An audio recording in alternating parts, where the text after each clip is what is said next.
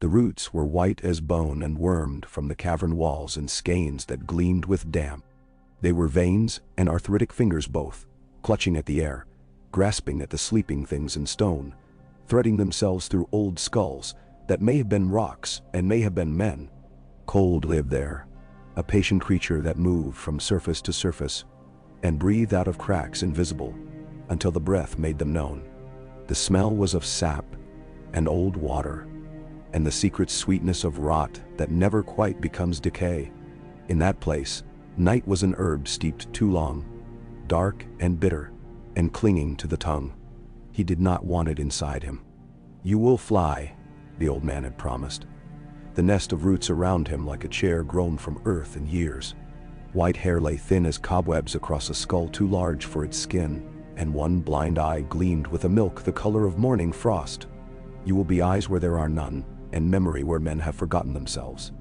You will be the mouth of the forest and the song in the stones." "Ben?" Bran listened, as he had listened for days, if days could be counted in such a place. But something in him stiffened each time that voice made a crown from fate and set it on his brow. At first it had been awe. He'd felt the gate of the world swing ajar inside his head, and seen a boy with his father's voice walking in a courtyard where snow drifted down like the ashes of a summer fire. He had tasted warm blood and fresh-killed hair through teeth not his own. And once he thought he had heard a distant trill of laughter that belonged to a girl who had always run faster than him because she would not be caught. He wanted those things more than breath. But wanting was not belonging, and something in him knew it. Mira knelt by the little flame the children kept in a crack of stone, feeding it splinters and slivers until it licked at the air with a patient tongue. She did it as if the fire were a sick thing to be coaxed into appetite, and each time the flame brightened, she smiled as if she had won a small battle against a giant no one could see. The wet gleam of the cave made a crown of sparks in her eyes. When she looked at Bran, the crown dimmed and became worry. Jojen sat with his back to the wall, and his knees folded under his chin, as if he were still a boy who could warm himself by making less of himself. His fingers were stained green from the crushed herbs Leaf had given him, and when he coughed, there was a burr in it that made Bran think of reeds in a marsh wind. Hodor stood a few paces back where the ceiling bent low, and the roots crowded thickest, as if they meant to walk out of the walls and serve. He had one hand on the haft of the spear Mira had made him, and the other hand curled over Bran's shoulder with the same gentleness he might have used to half-cradle a chick fallen from its nest. Summer lay at the cave mouth, where the twilight could reach him and paint silver on the tips of his ears. The wolf watched everything and slept through nothing. When Bran slid his mind toward that warm place, Summer responded as he always did, with an opening of snow underpaws, a taste of iron frost air, a glare of scents layered like pelts in a winter hard. Each time now, Bran stopped. Not because he couldn't go on, but because he would not. He knew how the slide felt, and he knew how it felt to come back. Each return was an arm hauling him through cold water, and each time it was a little harder, a little longer, a little more of himself peeled away and left behind in that bright, wordless, hungering simplicity that was the wolf's joy. The old man, rooted and knotted and smiling with only half a mouth, had told him not to fear that. Fear was for men who had forgotten their names. "I have not forgotten mine," Bran said aloud. The sound traveled strangely. It went up into the roots and down into the cracks as if it were water taking a dozen paths at once. "I am not your mouth or your song. I am Bran. I am Lord Eddard Stark's son." "Bane?" "Eddard was the fruit," the old man said without anger, as if he were remarking on the weather in a language no one else recalled. "You are the seed. Seeds go where wind takes them and make forests where there were none. I don't want to be a tree. Trees do not ask what they want." That blind eye seemed to look at him more keenly than the eye that could still see. "They stand, and in their standing they become. You have known too much falling, Brandon Stark. The time has come to root." "Then Tuan." Bran remembered the fall like a story someone else had told. If he looked at it straight on, it was only wind and a sudden, savage emptiness in his belly, and the blue slash of sky turning to a blade. If he glanced at it sidelong, it was the smell of the old stones at Winterfell, warm from sun and old, with the warmth of the thousands of days they had drunk and held. It was the way old Nan's stories carried a draft of truth that made a boy's mouth take on a wiser shape when he said them to himself at night. It was everything good that had been torn and the shape of what was left. "I want to stand," Bran said softly. "But as a boy stands, with feet." He looked down at the useless weight of his legs beneath the furs. They were not quite his anymore.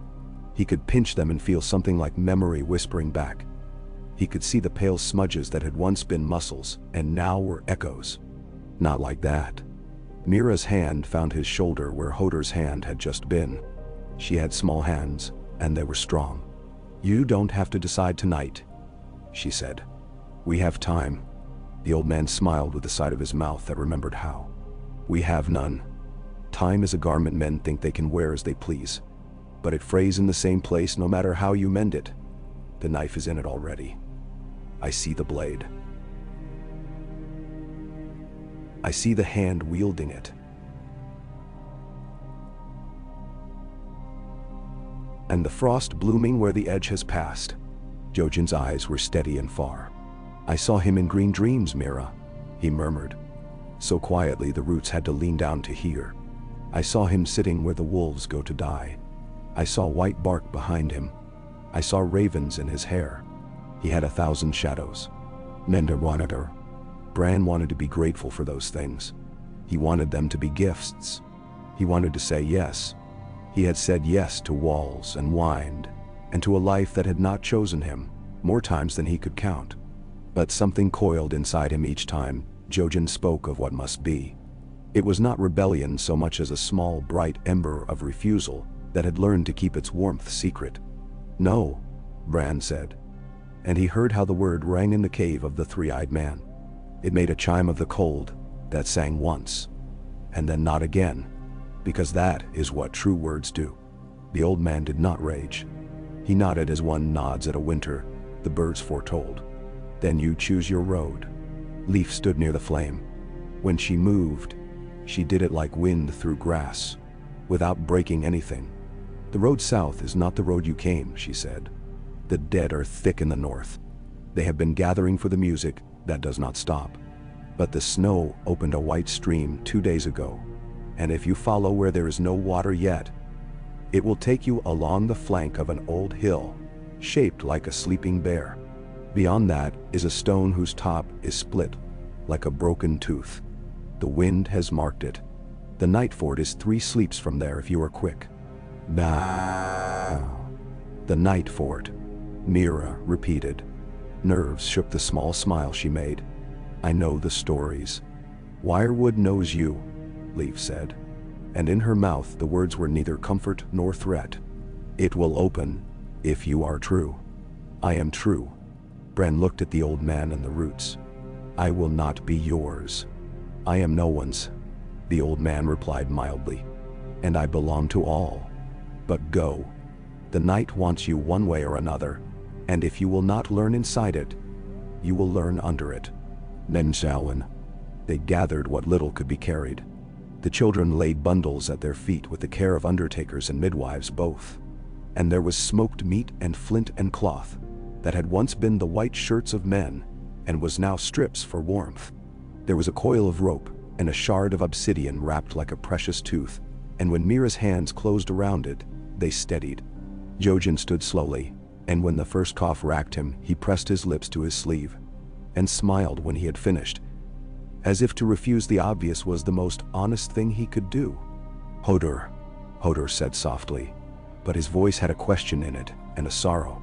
Bran looked back once more. The old man had settled deeper in the roots, as if that small movement had cost him much, or given him much. It was hard to know which. His milky eye stared at a place where no one stood, and the eye that could still see had the dry, patient gleam of a thing that had looked on too many truths to be alarmed by another. They left then, and the cold met them with the sigh of a lover who knew how to bite. Outside the cave, the light was the strangest thing. Day could not gather itself beyond the line of the trees, and night could not quite claim the sky.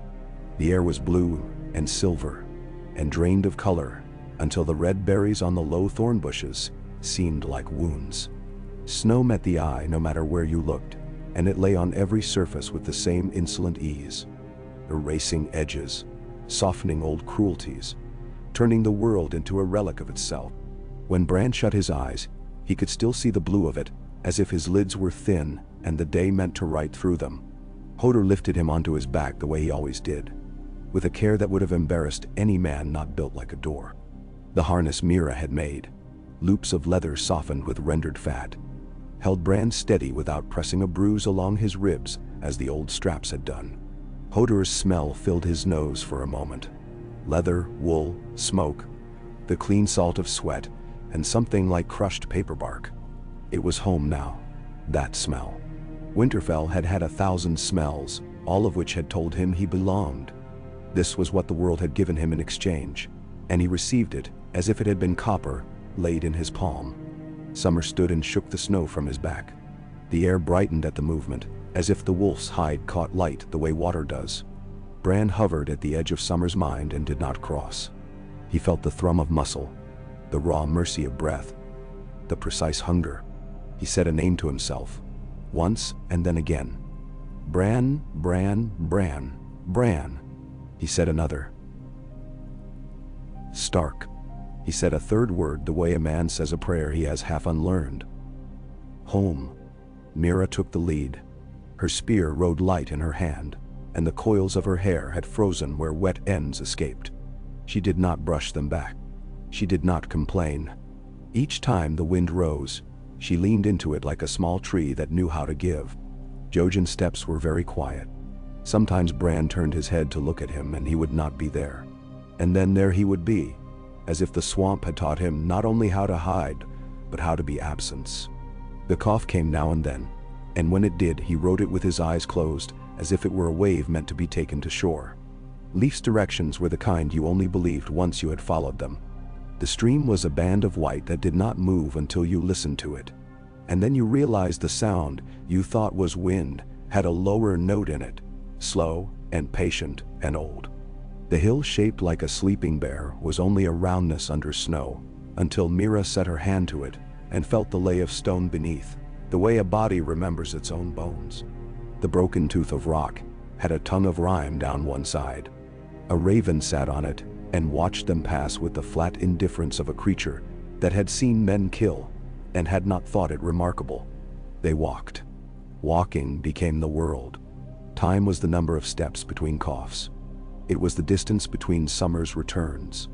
It was how wet the inside of Bran's mittens became as he clutched at the leather of Hodor's harness when wind found them on a shoulder of the land and tried to push them off.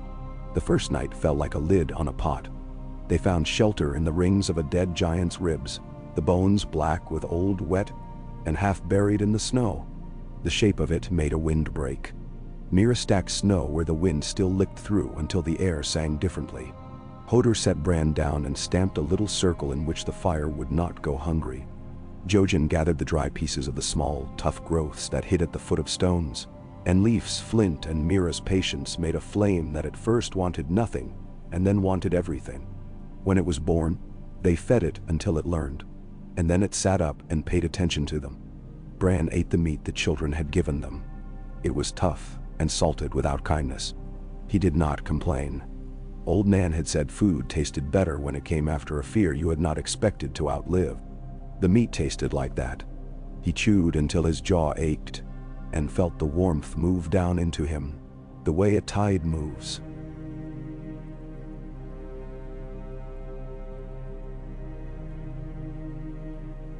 Making claims it will not give back. I dreamed once that the night fort ate men, Mira said, as if she were telling a story by into the fire both. It had a mouth. Its teeth were black. It swallowed them down and could not keep them, so they walked the halls inside it forever, always finding the way that was almost a way out. Nem's right. Maybe you dreamed it because you were hungry, Bran suggested. And when she laughed, it was small and short but clean, and the sound made the cold think twice about them. The night fort does eat men, Jojen murmured. Not with a mouth, with its remembering. Some places do that. If you are made of stories and you go to a place that has too many of them, Sometimes the place drinks what you have and gives you others by mistake. Bando. Then we give it ours, Mira said, and take them back again when we leave. If we leave, Jojen said, but he smiled as if he were comforting the part of himself that doubted. I dreamed you with roots, Bran. I dreamed you in white light. But dreams are only one road. The marsh has more. Hodor lay on his side, making a big wall of himself that kept the wind from their feet. He hummed in his chest with the same tune he always hummed. No tune at all, perhaps only the sound a big heart makes when it wants the world to know it is there. Bran pulled the furs over his legs and told his body softly to be warm. It obeyed slowly, as if it were reluctant to do him favors. It could not feel for itself. He slept and dreamed he was walking. He knew it was a dream because the first step did not hurt. He knew it was a dream because his legs were longer than his arms, and the snow came up to his shin instead of his hip. He knew it was a dream because the sky was not blue or black, but the color of the old maps in Maester Luwin's rooms. Brown where the edges had been touched too often. Pale where light had drained too much. He walked and each footfall left a print shaped like a leaf. And when he looked back, the prints had blood in them that shone as if it were soaked with moon. The trees bent in close to listen. Their branches were fingers.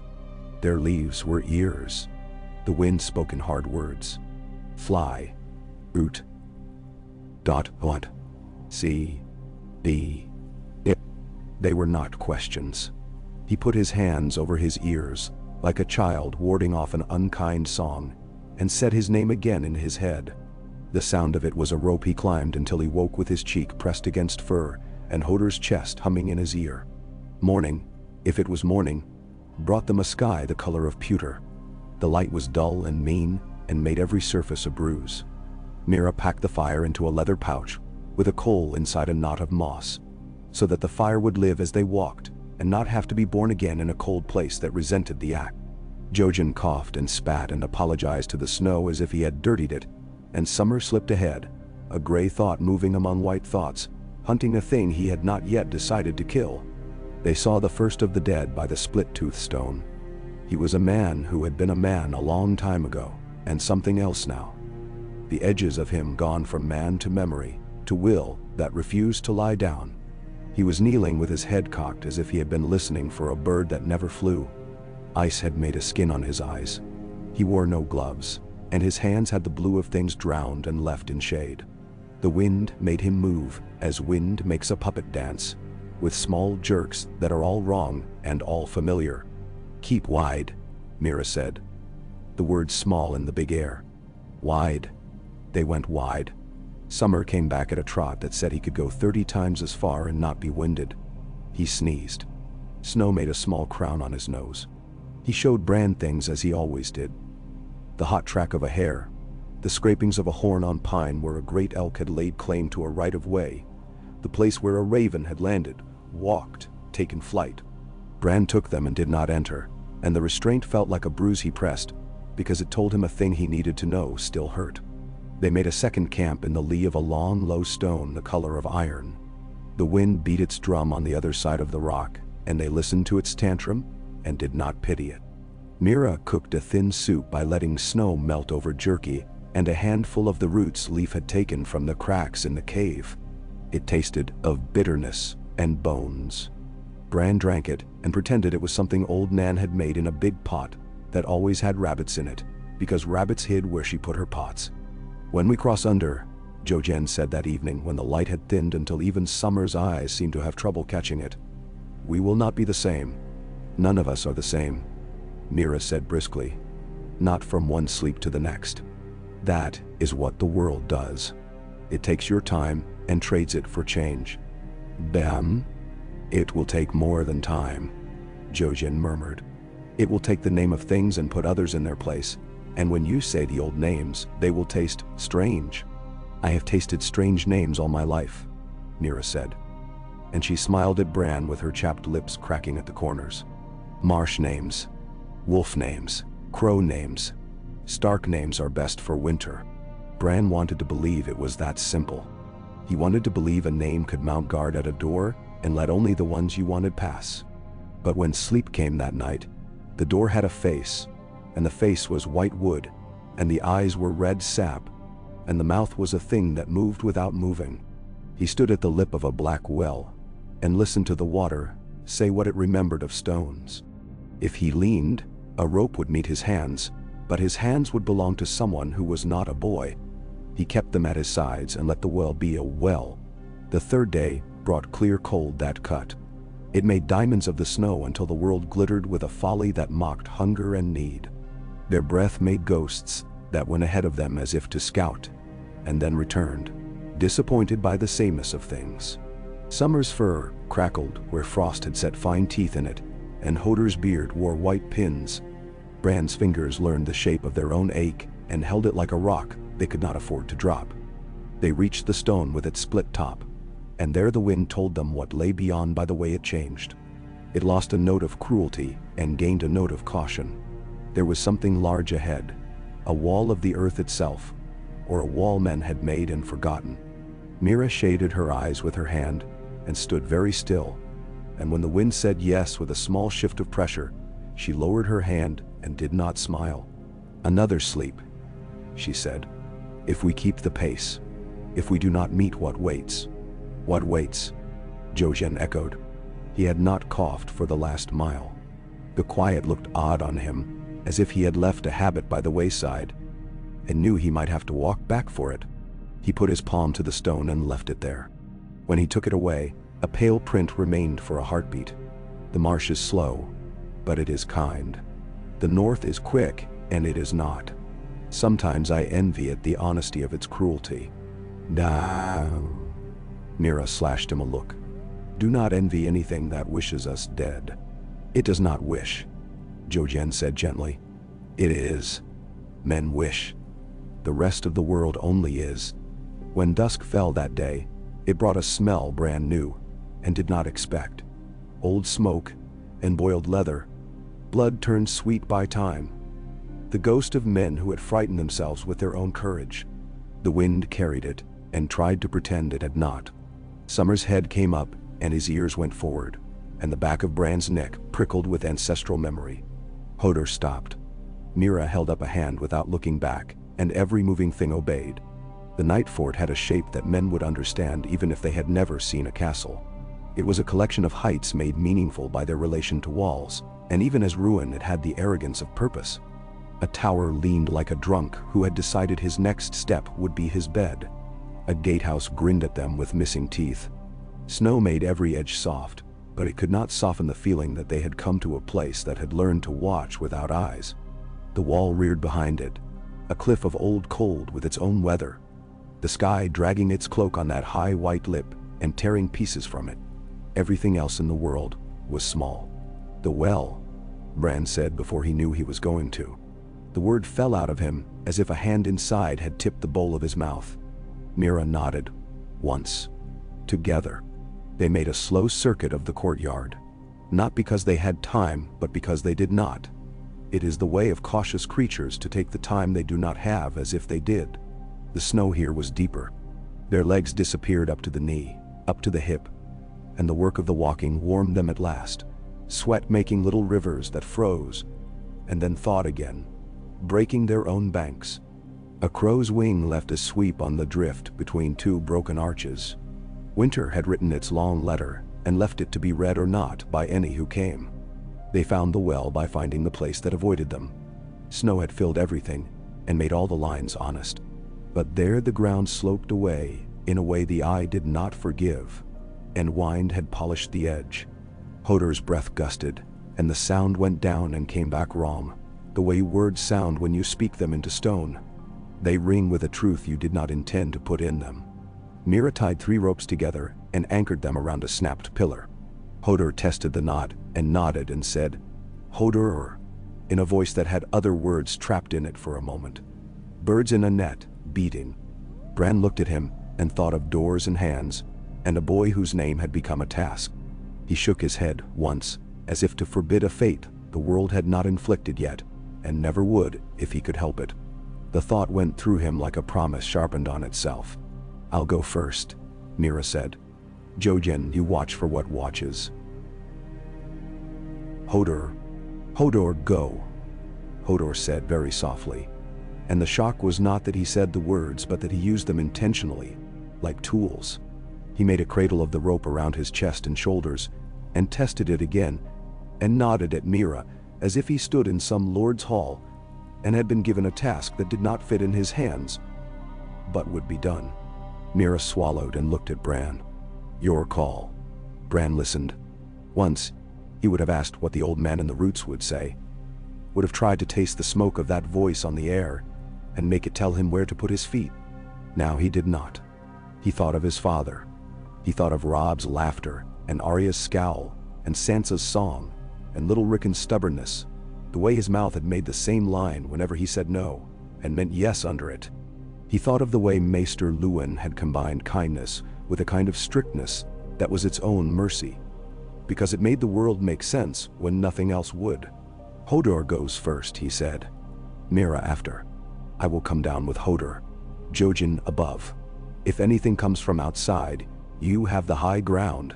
If anything comes from below, we will be where we must be," Jojen said. And he smiled a small smile that was not relief, not quite, but something that had relief in it, like a taste under another taste. "If it is the black gate you seek, it will know you." Hodor lowered himself into the dark, with the care of a man who had learned that his strength could break things he loved. The rope creaked, and the sound was ancestral, like the groan of woods in winter. Mira fed the rope out hand over hand. Summer stood at the lip and peered down and whined once, like a child asking not to be sent to bed. Bran put his palm to the wolf's head and felt the steady heat and the patient thud of a heart that had the sense to keep its own counsel. The dark smelled of old water and something like iron left out in rain 100 years. The cold in the shaft was not the same cold as the cold above. It was an older thing, and it did not dislike them. It simply did not notice them. Hodor's boots found a jut in the stone, and then another. Mira slipped after him with the ease of a girl who had been climbing trees since before she could pronounce their names. Bran's fingers wrapped into the rope and made a shape of prayer, because they had nothing else to do. The face waited where it had always waited, carved into old wood like a secret that had learned to sit still. Its eyes were drops of frozen blood, its mouth a surprise that did not end. It was not beautiful. It was honest. It had the courage only things that are not alive can afford. "Who are you?" it asked. The words did not come from it. They came from the rock, from the water, from air squeezed thin. They came from the part of Bran that had always handled questions, put them away, taken them out, polished them, and learned to love the shine more than the answer. "I am Brandon Stark," he said. And the name went into the mouth and out again, and came back changed. It had more north in it, and less boy. "Who are you?" the mouth asked again. And he knew it was not a trick, and not a ritual meant to measure him against a shape etched in some old bark. It was a door doing what doors do, asking whether what stood before it had the right to pass. "I am my father's son," Bran said. "I am my mother's son. I carry the memory of my house and the blood that keeps it alive. I am not your singer. I am not your roots. I will not be taken. I will walk if I can. I will crawl if I can. I will crawl if I must. I will not bend into someone else's story. I will not bend into someone else's story." Mira's breath sounded fever-hot behind him. Hodor's hand closed over the rope until it creaked. Summer whined softly above, a river turning under ice. "Why do you come?" the door asked, and the sound of the question made his ribs ache as if he had been running. He felt the urge in himself to find the words the old man wanted, the phrases that would thread him onto an older needle and sew him into a mantle worn by someone who was not a boy. "To go home," Bran said. The words were simple and exactly right, and when he said them, he felt the way he had felt the first time he had loosed an arrow and heard the thud of it in straw. Dully perfect, better than anyone had expected of him, truer than he had expected of himself. "To give what I have to men who are still men. To keep what is mine to keep. To refuse what is not. To remember." The well did not echo. It drank the words, and then something moved in the wood. Not a shift, exactly. Not a hinge. more like the moment before sleep, when the boundary between one world and another thins and sighs. The mouth opened as much as it had ever opened. The stones shivered where Hodor's boots pressed them. Cold came up and down at once, past and future trading hands with the present in the oldest market there is. "Pass," said the door that was not a door. "But do not think refusal frees you from cost." "I know," Bran whispered, because he did.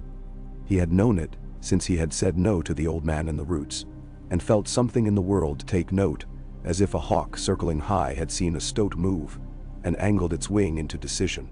"I will pay it myself." They went. The passage was not like other passages. It did not go under, it went through. Snow above them, time on both sides.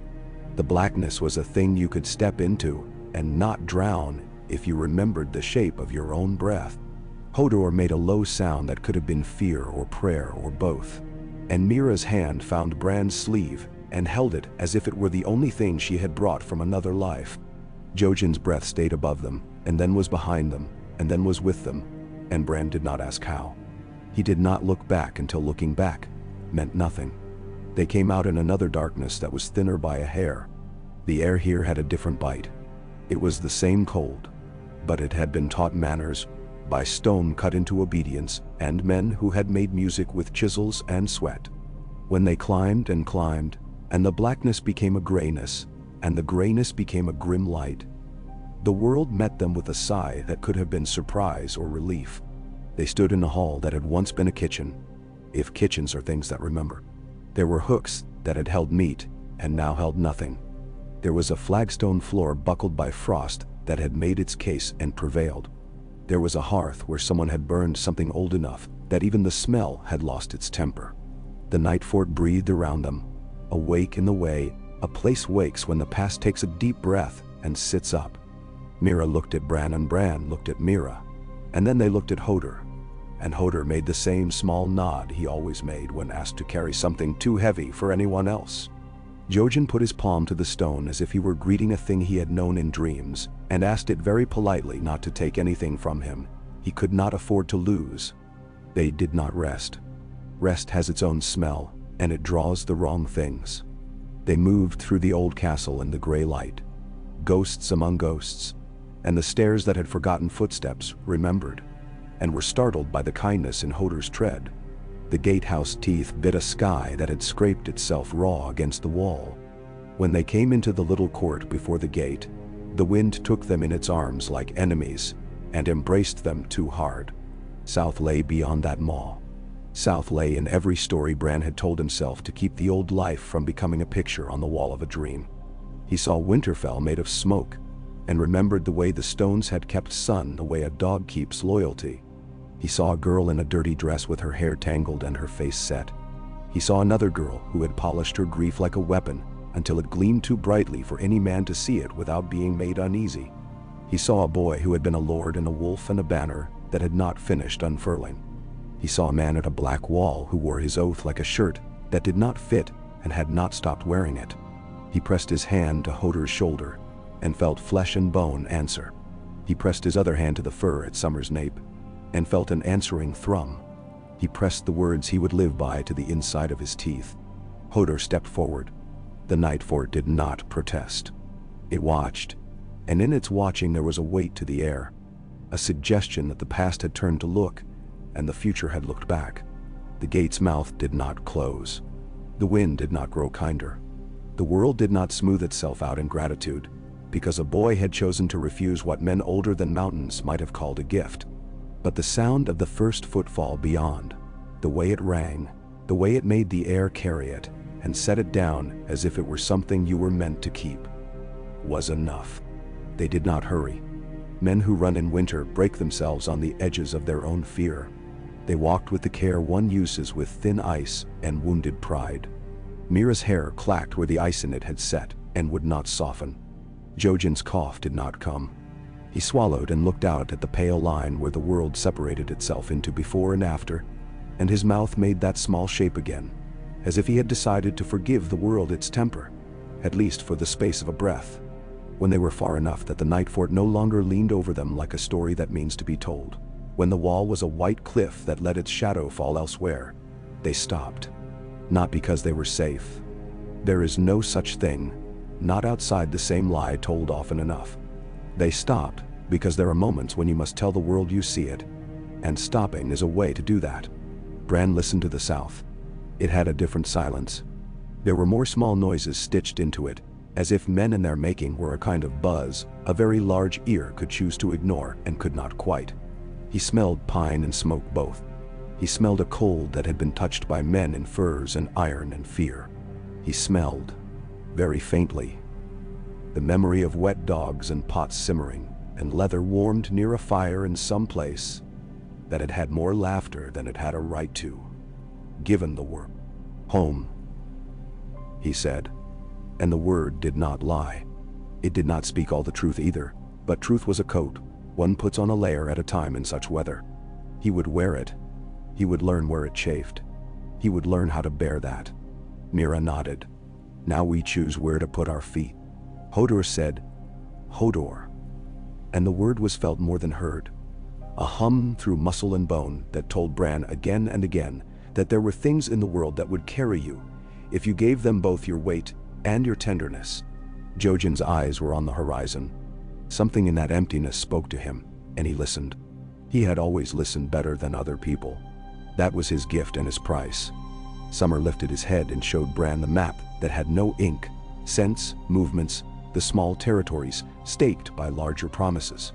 Bran entered him this time, not to take rest from himself, but to take measure of the world he meant to live in by terms he chose. The slide was sweet and bright, and would have taken him if he had let it. He held himself like a man on a narrow bridge, neither rigid nor loose, saying his name without moving his mouth. The wolf flung himself through the white, and the cold sang past like an old friend with bad manners. He saw what could be seen: a hair, a line of weasel prints, a patch where the snow had drifted differently because the land did a thing under it that men had forgotten. And then he came back. He came back easily, easier than he had feared, easier because he had told himself and the world and the old man and the roots, no way. He had paid a coin to someone and received change that might not be counterfeit. South, then, the first tracks they found were men's, flat-soled, sharp-edged, stamped deep enough for the cold to remember them with a shiver. Mira crouched and taught the prince her eyes, touching not quite touching. The way she did when she was about to snare a thing that could chew off its foot to live. 2 men, one larger, one with a limp, one boot mended with a strip of leather that had not quite matched and left a crescent like a small moon on each step. Not fresh, not old, the kind of time that could hide anything. Rangers, Mira said, or men in ranger boots. We keep to cover when we can. If they are good men, we will find that out when we choose. If they are not, we will choose not to find out. Jojen said nothing. He slipped his hand into his cloak and took something out and pressed it into Bran's hand without looking at him. It was a piece of driftwood rubbed smooth. On it, Jojen had etched lines with a bone pin, intersecting in a pattern that was not a map and was. For doors, he said when Bran turned it over. The ones that are not carved into wood. For the doors that open in you. Hold it when you need to keep one shut. Bran closed his fingers on the wood. It fit. Sometimes things fit not because they were made to, but because you had been made to receive them. They moved when the wind moved, and stopped when the world told them to in whatever language it chose. Bird call, belly, the feel of the snow under Hodor's boots going from a certain tone to another. The light never quite brightened. The day was a body that would not get out of bed. They made of themselves small and stubborn things that do not cease, and that is its own kind of victory. They passed the place where unkindness had happened. Men had died there. The snow had covered them as if to keep a secret that was not secret.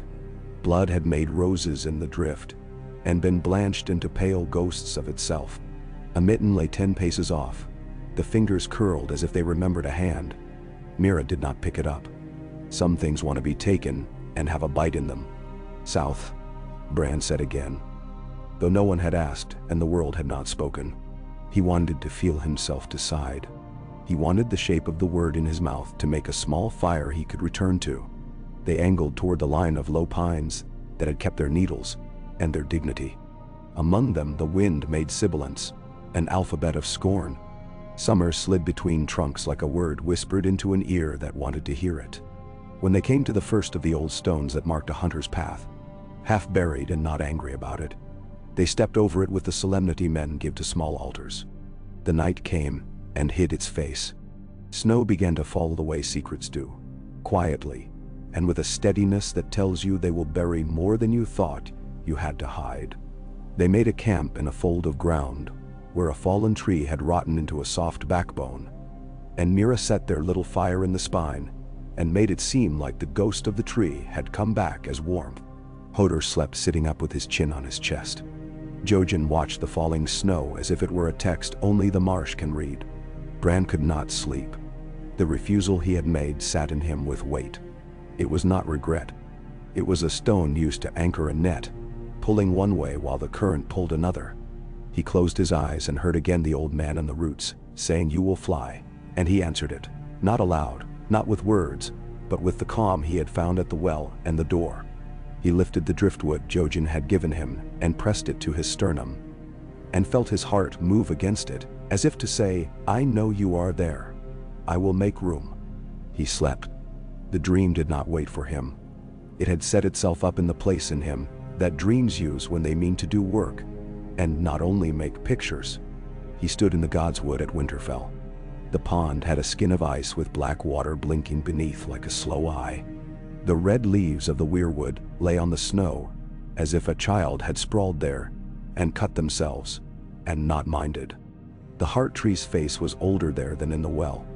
It had seen a boy with a blunt wooden sword, and a father with a truth that was heavy, and a woman with a grief that would never quite stop aching because what it lost was too much a part of it. "Your name," the face said kindly, as if there was a right answer, and many wrong, and none of the wrong would end the world. "Bran," he said. "Brandon Stark." Again the face said, without insistence. He said it until it became breath, and then beyond breath, until it was the thing his body made without being asked, like bile and tears, like sweat when you work and spit when you laugh. He said it until he felt the place inside his head where the roots had offered to lead him, and he did not move toward it, not because he despised it, but because he chose not to. He stood there a long time. The tree watched, and the watching was not bookkeeping. It was regard. When he woke, the driftwood was warm in his hand. They moved again, because that is what men do who have lived through the last thing the world did to them. The snow had piled itself on their furs, and had to be shrugged off like affection from someone you cannot afford to be comfortable with. Mira kicked snow over the little fire as if to tuck it in.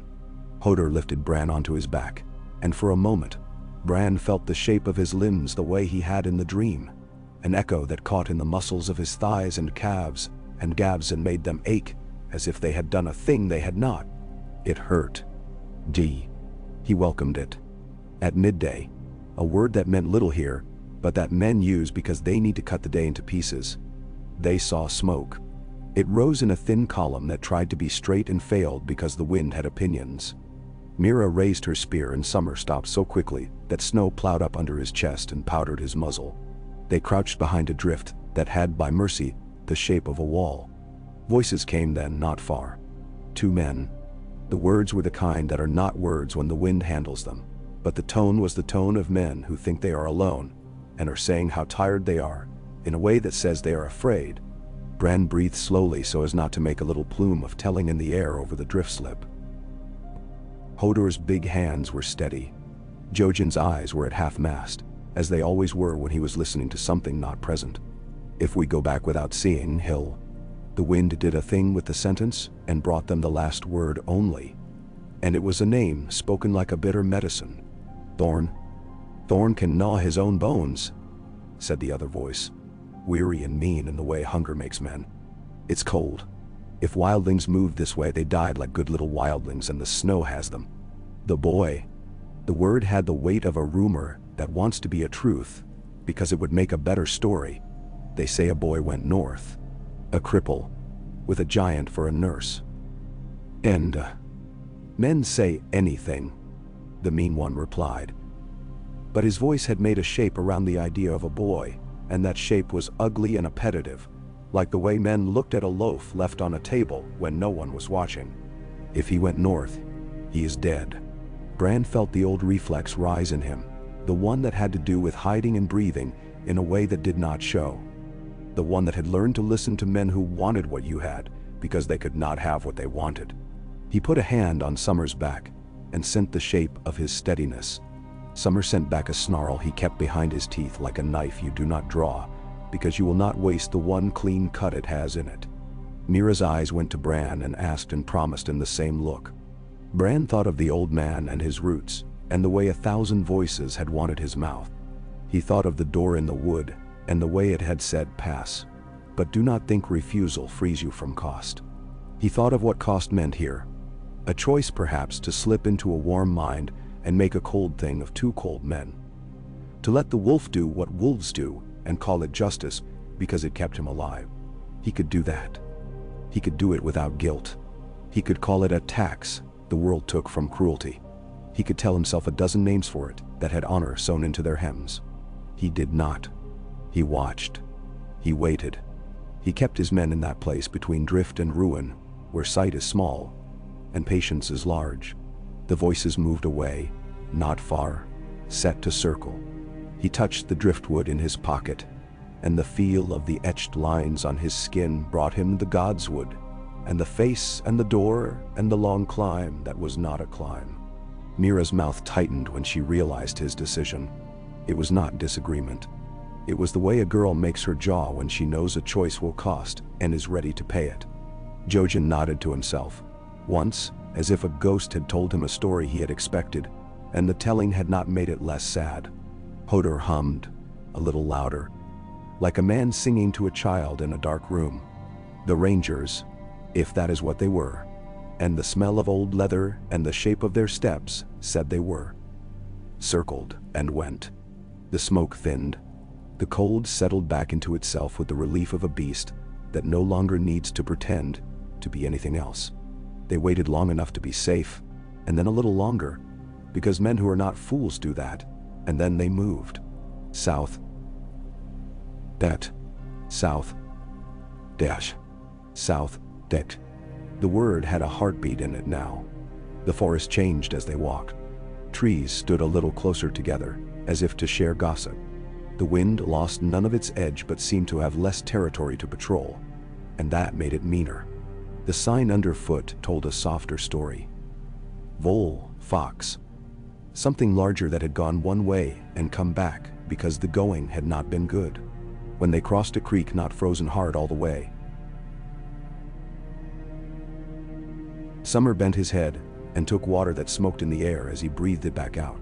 Hodor cupped his big hand and gave Bran a handful, and Bran drank and tasted iron and rock and something clean as new linen. That night, they slept in a hollow where roots made a roof. Bran put his hand on them and felt their slow argument with winter. They would lose. They would live. Both could be true. He slept and did not dream of doors. He dreamed of the great hall at Winterfell, the rushes clean because the old ones had just been pulled out and burned, and the new ones laid. He dreamed of his father's hand on his hair, and the weight of a gaze that had always felt like a place to sit, and he woke with his face wet and did not mind it. In the morning, Jojen's cough came back. It was worse for the rest. It rattled and tugged. He swallowed and smiled and said he felt well, and looked less so. Mira watched him out of the corner of her eye as she walked, as if looking full at him would make the cough something she had admitted to owning. Bran said nothing because he had nothing to say that would not sound like a ward against a fate he could not banish. By midday they found tracks that were not men's and were wrong. Their edges were crisp in the cold, but there was a melt under them that did not match the air. The space between steps was too much. Where the prince turned, the snow had glass in it. Mira's face closed the way a hand closes around a knife's hilt. "We do not follow," she said. "We are followed," Jojen added. The words did not tremble. They did not boast. They did what words should, and then fell silent. Summer knew it. The hair along his spine lifted. He did not growl. He did not waste breath telling the world it had teeth. He moved, sending the choice of his path back along the line of silence that connected him to Bran. Here, this hollow, that stand of firs, this rock, this scent masked by that. They obeyed the wolf because he was a kind of truth you cannot teach and should not. The world narrowed to a series of small steps made loudly in their heads and quietly in the snow. Twice, in that long afternoon, they heard sounds that were not wind. Ice cracking where it had set itself up as bridge and betrayed the weight of a thing that did not know how to be heavy. A note in the air that might have been a voice trying not to be a voice. Bran's mouth dried. He licked snow to make spit and made himself swallow in rhythm with Hodor's steps. He thought of the door and the price, and thought perhaps he was paying it now and could afford it. They reached a cut in the land where the wind had dug and left. A trench of white with gray earth showing in its sides like flesh under skin. Mira set her palm to the earth and closed her eyes, listening to what dirt says, which is always the same and always worth hearing. She stood and nodded and took them into the cut. It was not safety. It was less not safety. Hodor's shoulders brushed the sides and sent down flakes. Bran tilted his head back and looked at the strip of sky above, pale as bone and thin as a blade's edge. The thing that followed them came close then, not because it had to, but because it wanted to. The air thinned. Summer stopped. He did not bristle. He became still in a way Bran had never seen before, even in sleep. Wolf still, wild still, the kind of still that says if there is a movement, it will be the only one and the last. Bran did not move. He did not reach for summer. He did not let his mind slip into fur and sinew that were not his. He looked at the sky, and the strip of it began to darken at the edges, as if night were moving in from two sides to make a door. Mira's hand found a spear the way a swallow finds flight. Jojen lifted his chin and did nothing with his hands because there was nothing to do that would matter if the thing chose to be there, the way winter chooses to be. Hodor breathed once, in, and let it stay inside him, as if refusing to make sound could make a life. The cold changed. It became intent. It became the mouth of a story about hunger.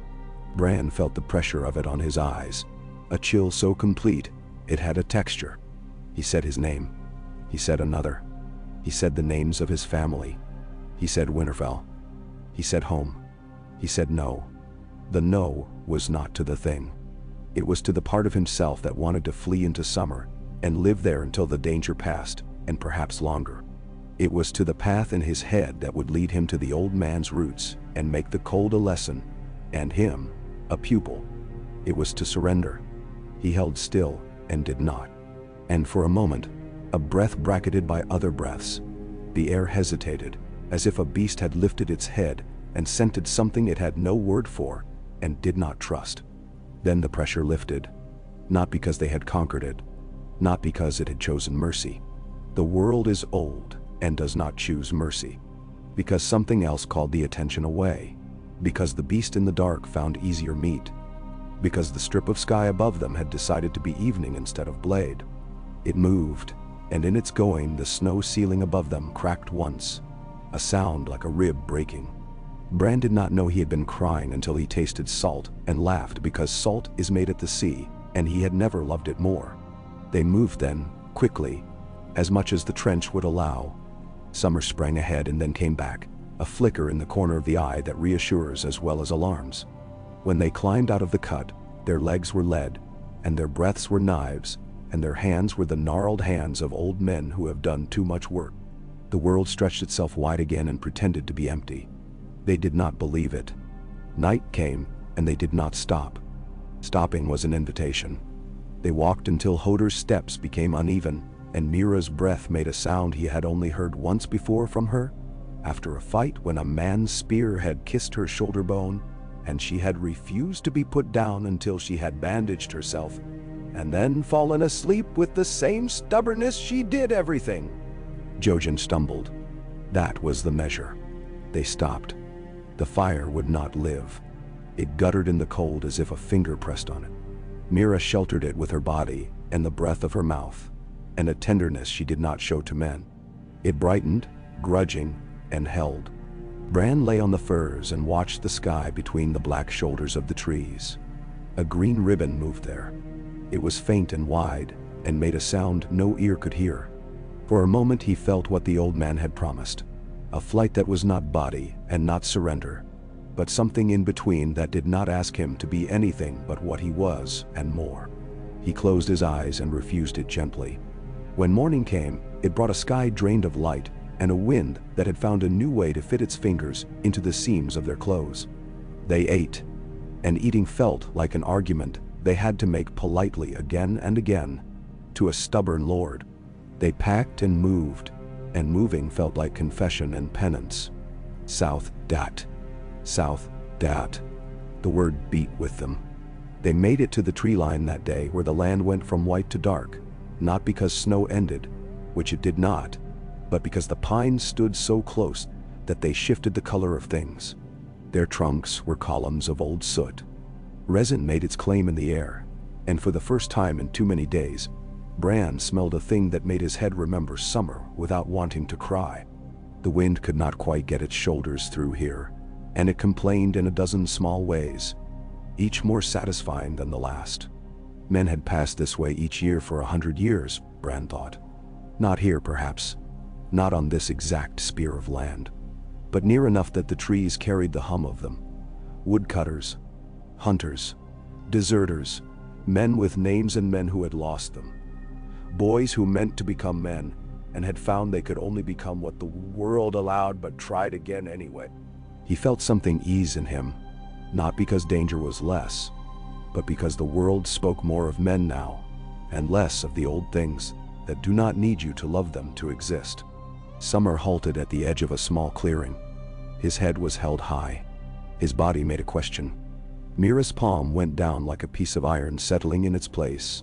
Hodor stopped with that improbably delicate way he had, the way of a large thing that has learned it must be careful because the world is not made to hold it. Jojen tilted his head and frowned in a way that said the sound he heard did not come with a picture he recognized. A woman stood in the clearing. She wore furs crusted with old snow and a cloak that had patched itself out of necessity and pride. Her hair was black and her face the color of milk at the edge of turning. She held a bow without tremble and an arrow notched that looked like it had been made from a piece of a better arrow. Her eyes were not the color of the North. They were the color of a thing the North hides.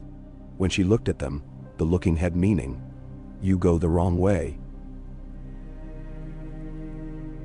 she said in a voice that sounded like road dust shaken off a tapestry. "Not from here. Not soft. Or the right one. If you're wrong is the other men's right." Mira neither raised nor lowered her spear. Jojen did not move. Hodor made no sound. Summer's hackles were a thought only. Bran lifted his chin. The world looked different from Hodor's back.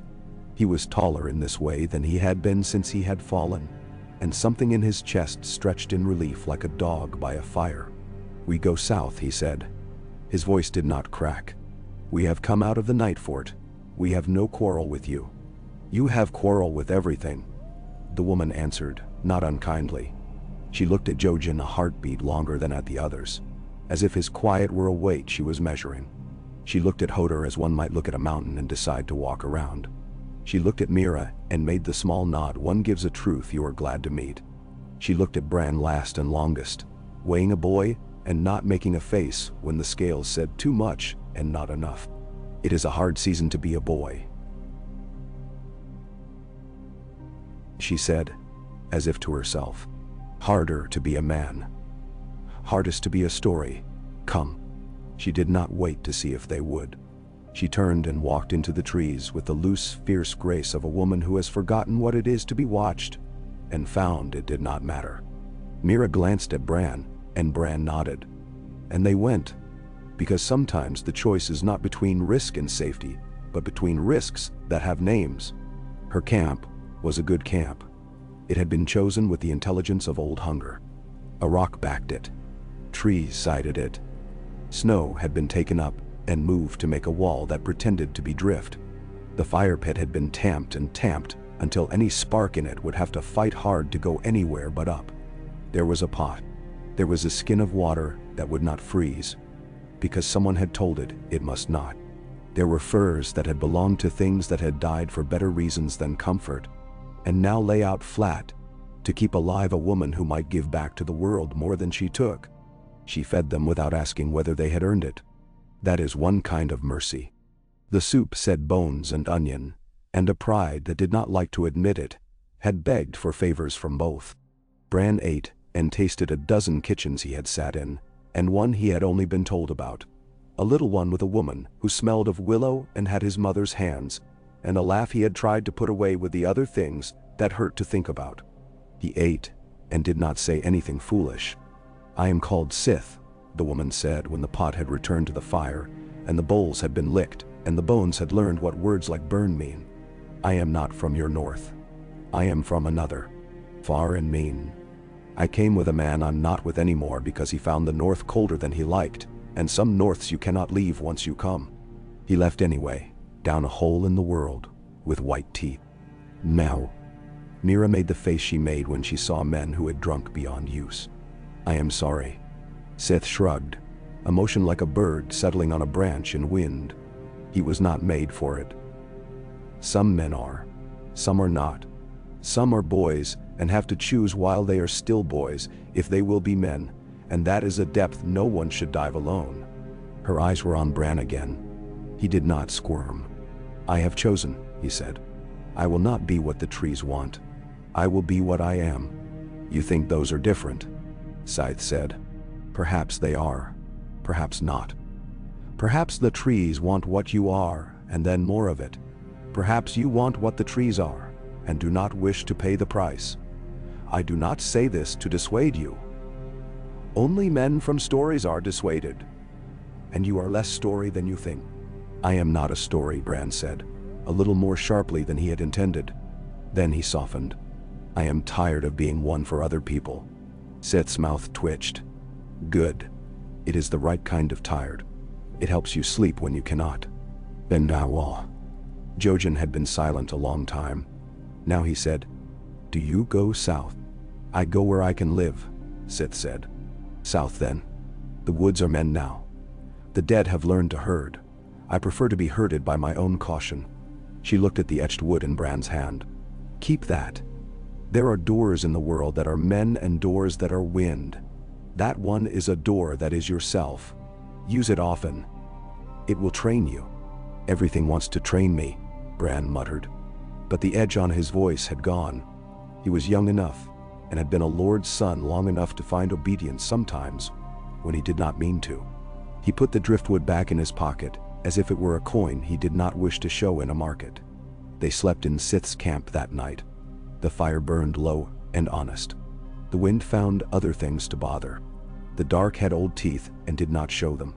When Bran woke once and looked at the slice of sky, there was no green in it. There was a smudge of stars like a thought that had not decided to become belief. He slept again without dreams. And in the morning, when Sith broke the crust of ice around the skin of water and passed it to him and Mira and Jojen and Hodor. "Hodor, Hodor," Hodor said solemnly as he took it. Bran lifted it and drank and felt the world run down inside him, and not ask for anything yet. They moved together. The forest.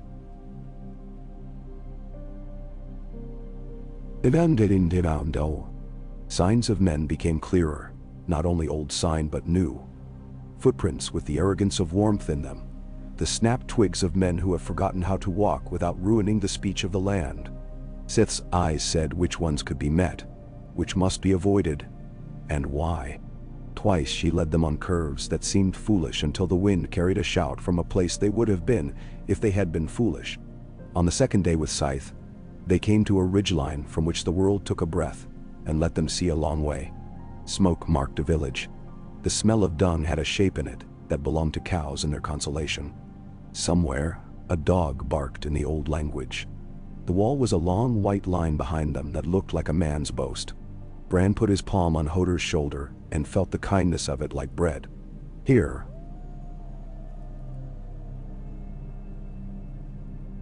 said, and pointed to a cut the men used, a path that would take them to a place where questions were asked by men who could be answered. "Here, you will have to be what you said you would. The trees will not translate. The old door will not open, only your mouth and your choosing. Bran nodded. It was the same decision he had been making, since he had said no to the old man, and yes to the well. He could make it again. He had hunger for it. They went down into the world, and the world came up to meet them. The dog that barked was a yellow creature with one ear torn, and a scar where someone had tried kindness with a hot knife. It ran at Summer, and then chose to turn before Summer taught it a lesson. Men at the edge of the village saw Hodor and chose their shapes according to their fear. One made himself bigger. One made himself friendlier. One made himself scarce. Smoke from peat stung the eyes. Children stared with a frankness that was not unkind. A woman pulled a cloak around her shoulders as if nudity were a cold and not a state of dress. Name, said a man with a gray beard braided in 2 strands. He had a spear in competence and a hunger in his eyes that was not only for food. He looked over them the way a man looks at a cart to decide if he can take the wheels without anyone noticing.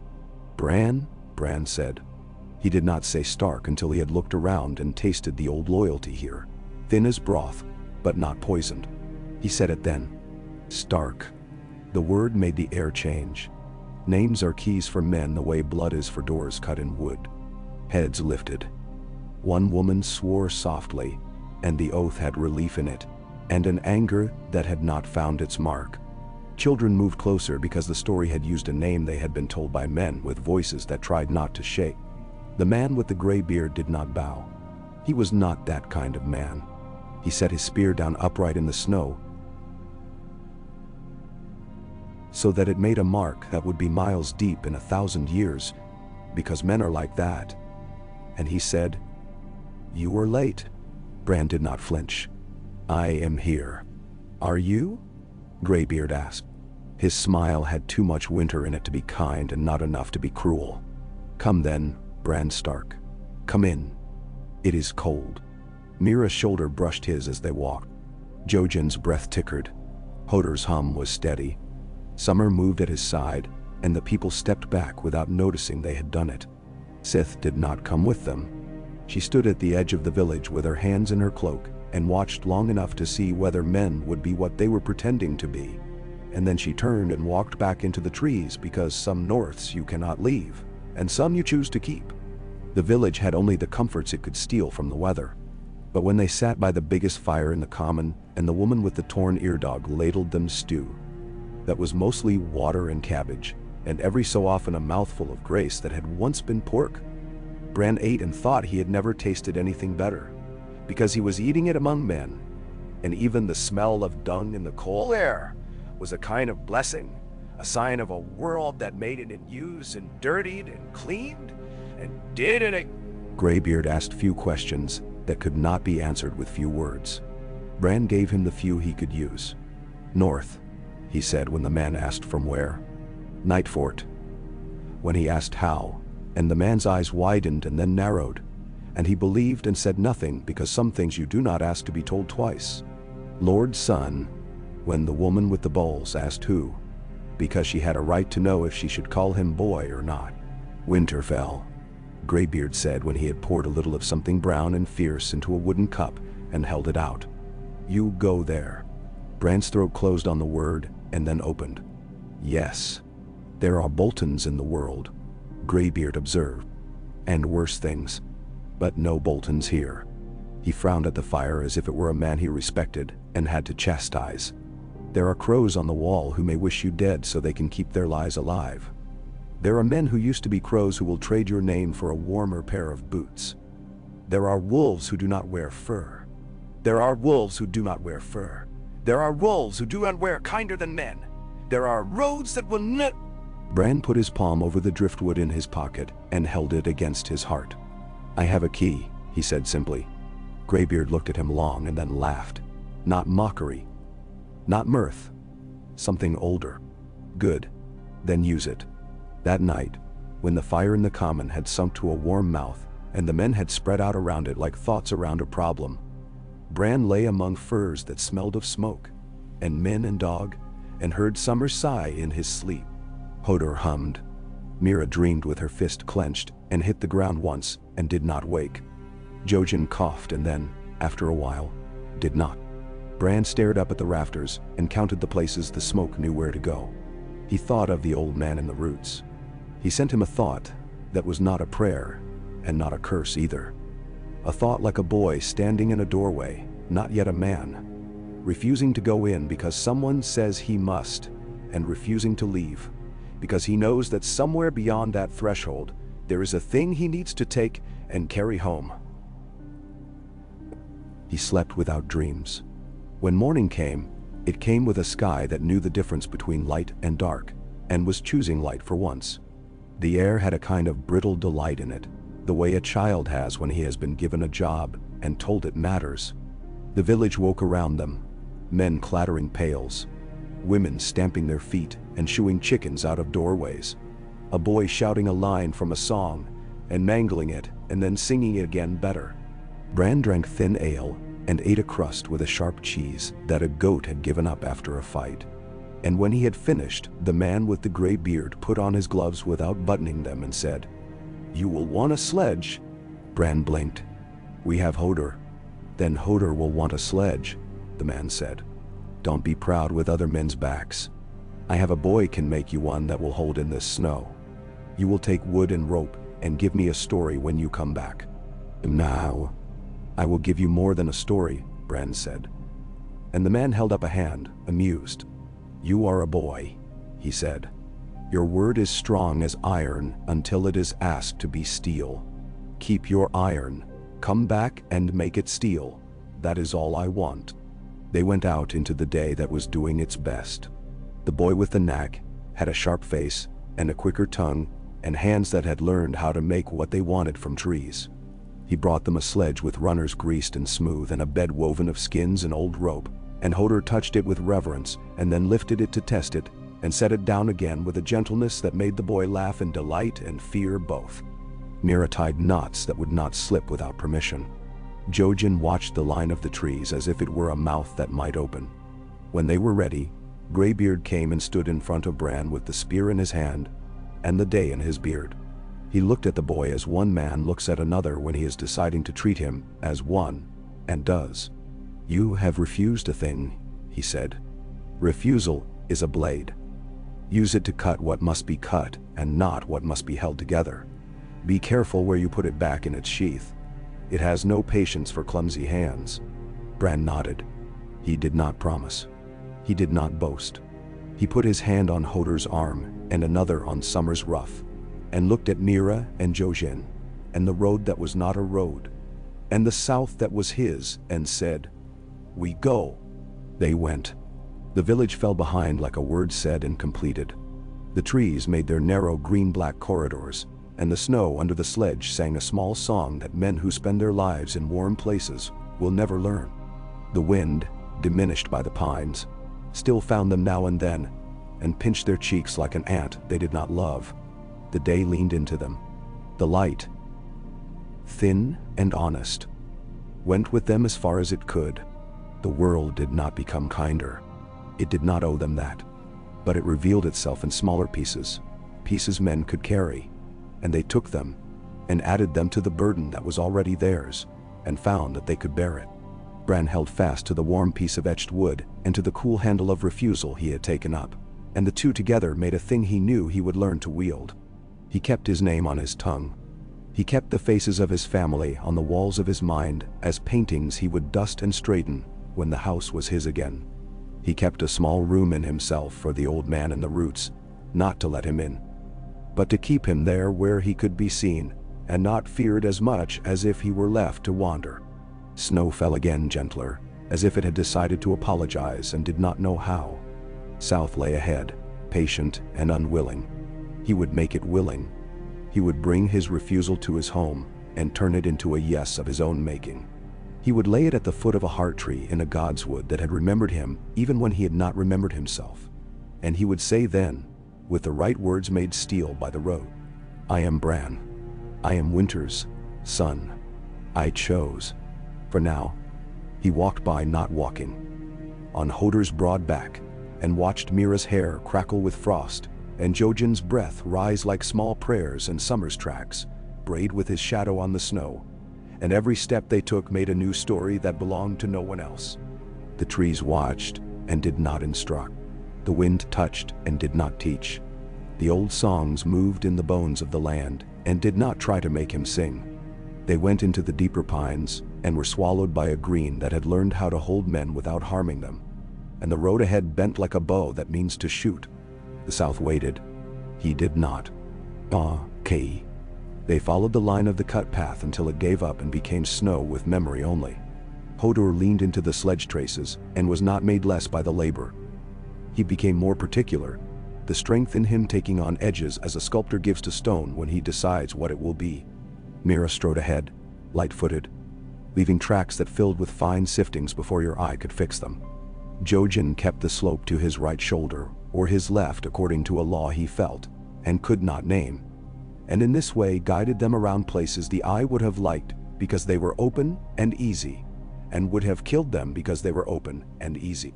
Summer moved as he pleased, and as he must, and each time he doubled back his mouth told Bran what the air had said to him without using words. The road unrolled in a series of habits. They ate when the day's gray paled, because then the cold was most honest, and their bodies learned its terms best. They stopped when the wind learned a new trick and wanted to show it off. That was always when trees thinned and the sky found hands to push with. They slept where the ground cupped them, even if it was only a handful, and Mira's knife showed the drifts in which the snow had crept over a hollow that could drown you if you let it. Hodor sat with his back to whatever had a back to give, and his bulk was a hearth all its own.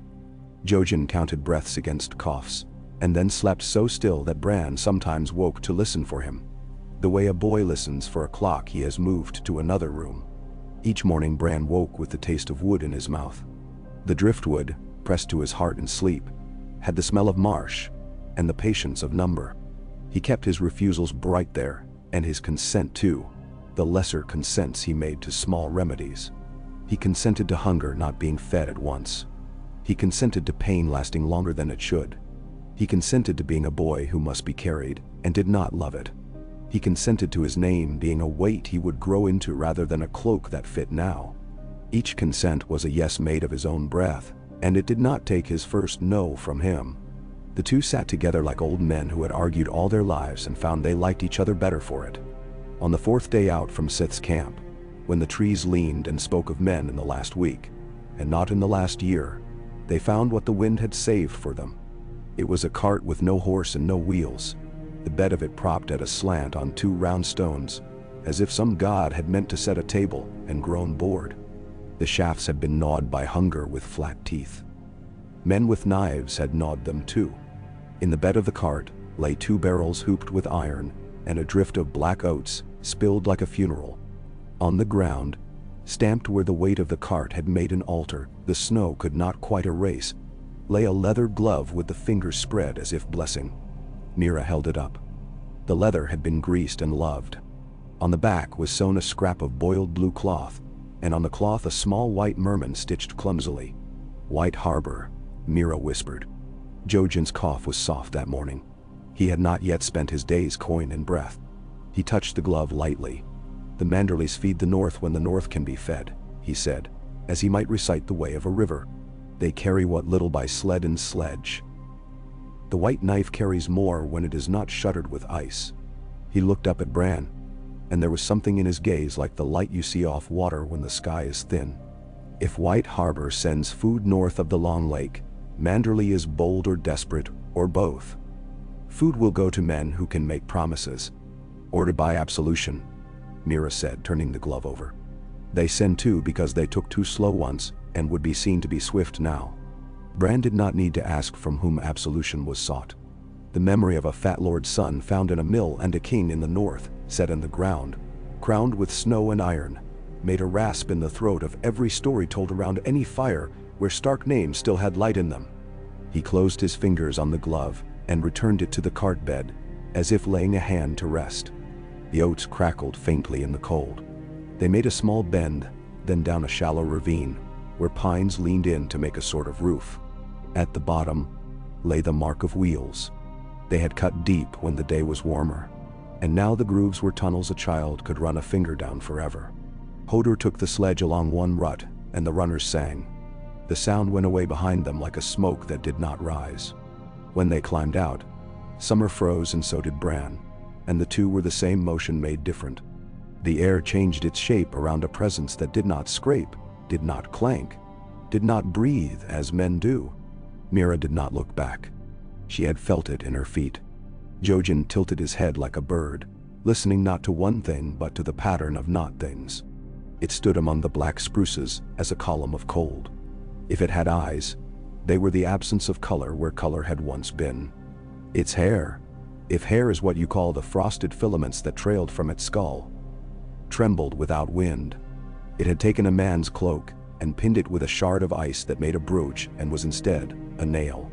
A sword hung at its side, and Bran could not look at the sword without his sight wanting to shudder and turn away. The blade was a piece of night that had learned to hold itself the way a blade holds. It did not take a step. It did not need to. The cold around it stepped for it, bruising their skin with its fingers. Mira eased her spear into a grip that would carry through bone. Hodor's hand came down on the sledge pole, steadying without thought, his other arm coming back to bracket Bran's knee. The world narrowed, and the sound left it like a man leaving a room not his, and closing the door gently for politeness. Bran did not reach for Summer. The wolf was already bristling, the sound inside him a dark well filling. Bran heard that note and said the word he had learned to say first now. No, not to Summer. Not to the fight, either. To the part of himself that would run into the bright, wordless surety of the wolf, and not look back, because looking back is what breaks the neck of beasts who leap. He kept himself in his body, and in his name, and in the small human heat that was his to spend. Mira moved like a thrown thought. There was no time between her decision and her arrival. She stepped across the crust without breaking, brought the point up the way a fisherman brings a spear through water and into light. The thing did not turn its head. Hodor took one stride, and the world shifted, as it must when a large thing decides the ground will adapt. Jojen said something under his breath in the marsh tongue, a word that old crones keep in jars with herbs for days, when the weather wants to change its mind. Mira's spear kissed the thin side where a man's ribs would cradle a lung, and the kiss wrote itself in frost. The shaft screamed. That was the only sound that existed. The tip slid. The thing turned then, not with surprise but with the inevitability of weather finding the crack under a door. The sword moved, and the air moved with it, and the hairs inside Bran's nose froze so quickly he tasted blood. Mira fell back a step that was not retreat so much as reconsideration. Hodor put his body where the sword might wish to be, not with bravery, but with the simplicity of a door closing. The thing's attention did not care what your name was. It lowered the blade as if to cut a piece from Hodor, the way a cook separates a haunch from a carcass. Bran's mouth opened. He did not call Summer. He did not cry out for the old man in the roots, or for gods that live in wood. He said his own name and Hodor's in one breath, and in the saying put iron into them both. Hodor moved as Hodor had once in other rooms with other shapes of fear. He turned his shoulder and took the weight of the cold's intent on flesh that had been earned by work, not battle. The sword's edge shaved a ribbon of leather from the harness and wrote white on his skin without blood. Mira's spear struck again, not the thing, never the thing, but the place where the sword's arm joined its torso. The spear glanced and did not break. She twisted, and the obsidian blade she had tied behind her had free air. She drew it as if pulling food from hot fat, snapped her wrist, and the shard flashed. If the cold had made a sound that men could hear and not break at once, it would have been that sound. The black glass took a piece of the thing where a wrist is, and the ice that was its flesh did not shatter. It withdrew into itself, weeping light. The sword fell into snow the way a star falls into a black lake, and the world learned a new piece of silence. The silence where a wrong thing has been taken from a worse. The cold stepped back then. No footfall, no reluctance. Mira had already drawn another shard from the thong at her belt. Hodor's hand was over Bran's thigh as if it could root him there. Jojen's breath steamed and stopped and steamed again. Summer's growl eased from the pitch that asks for blood to the one that says I will carve pieces out of any night that wants to learn about me. The thing went.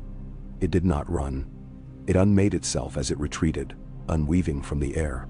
The cold took a while to follow it. It has less sense of urgency than men.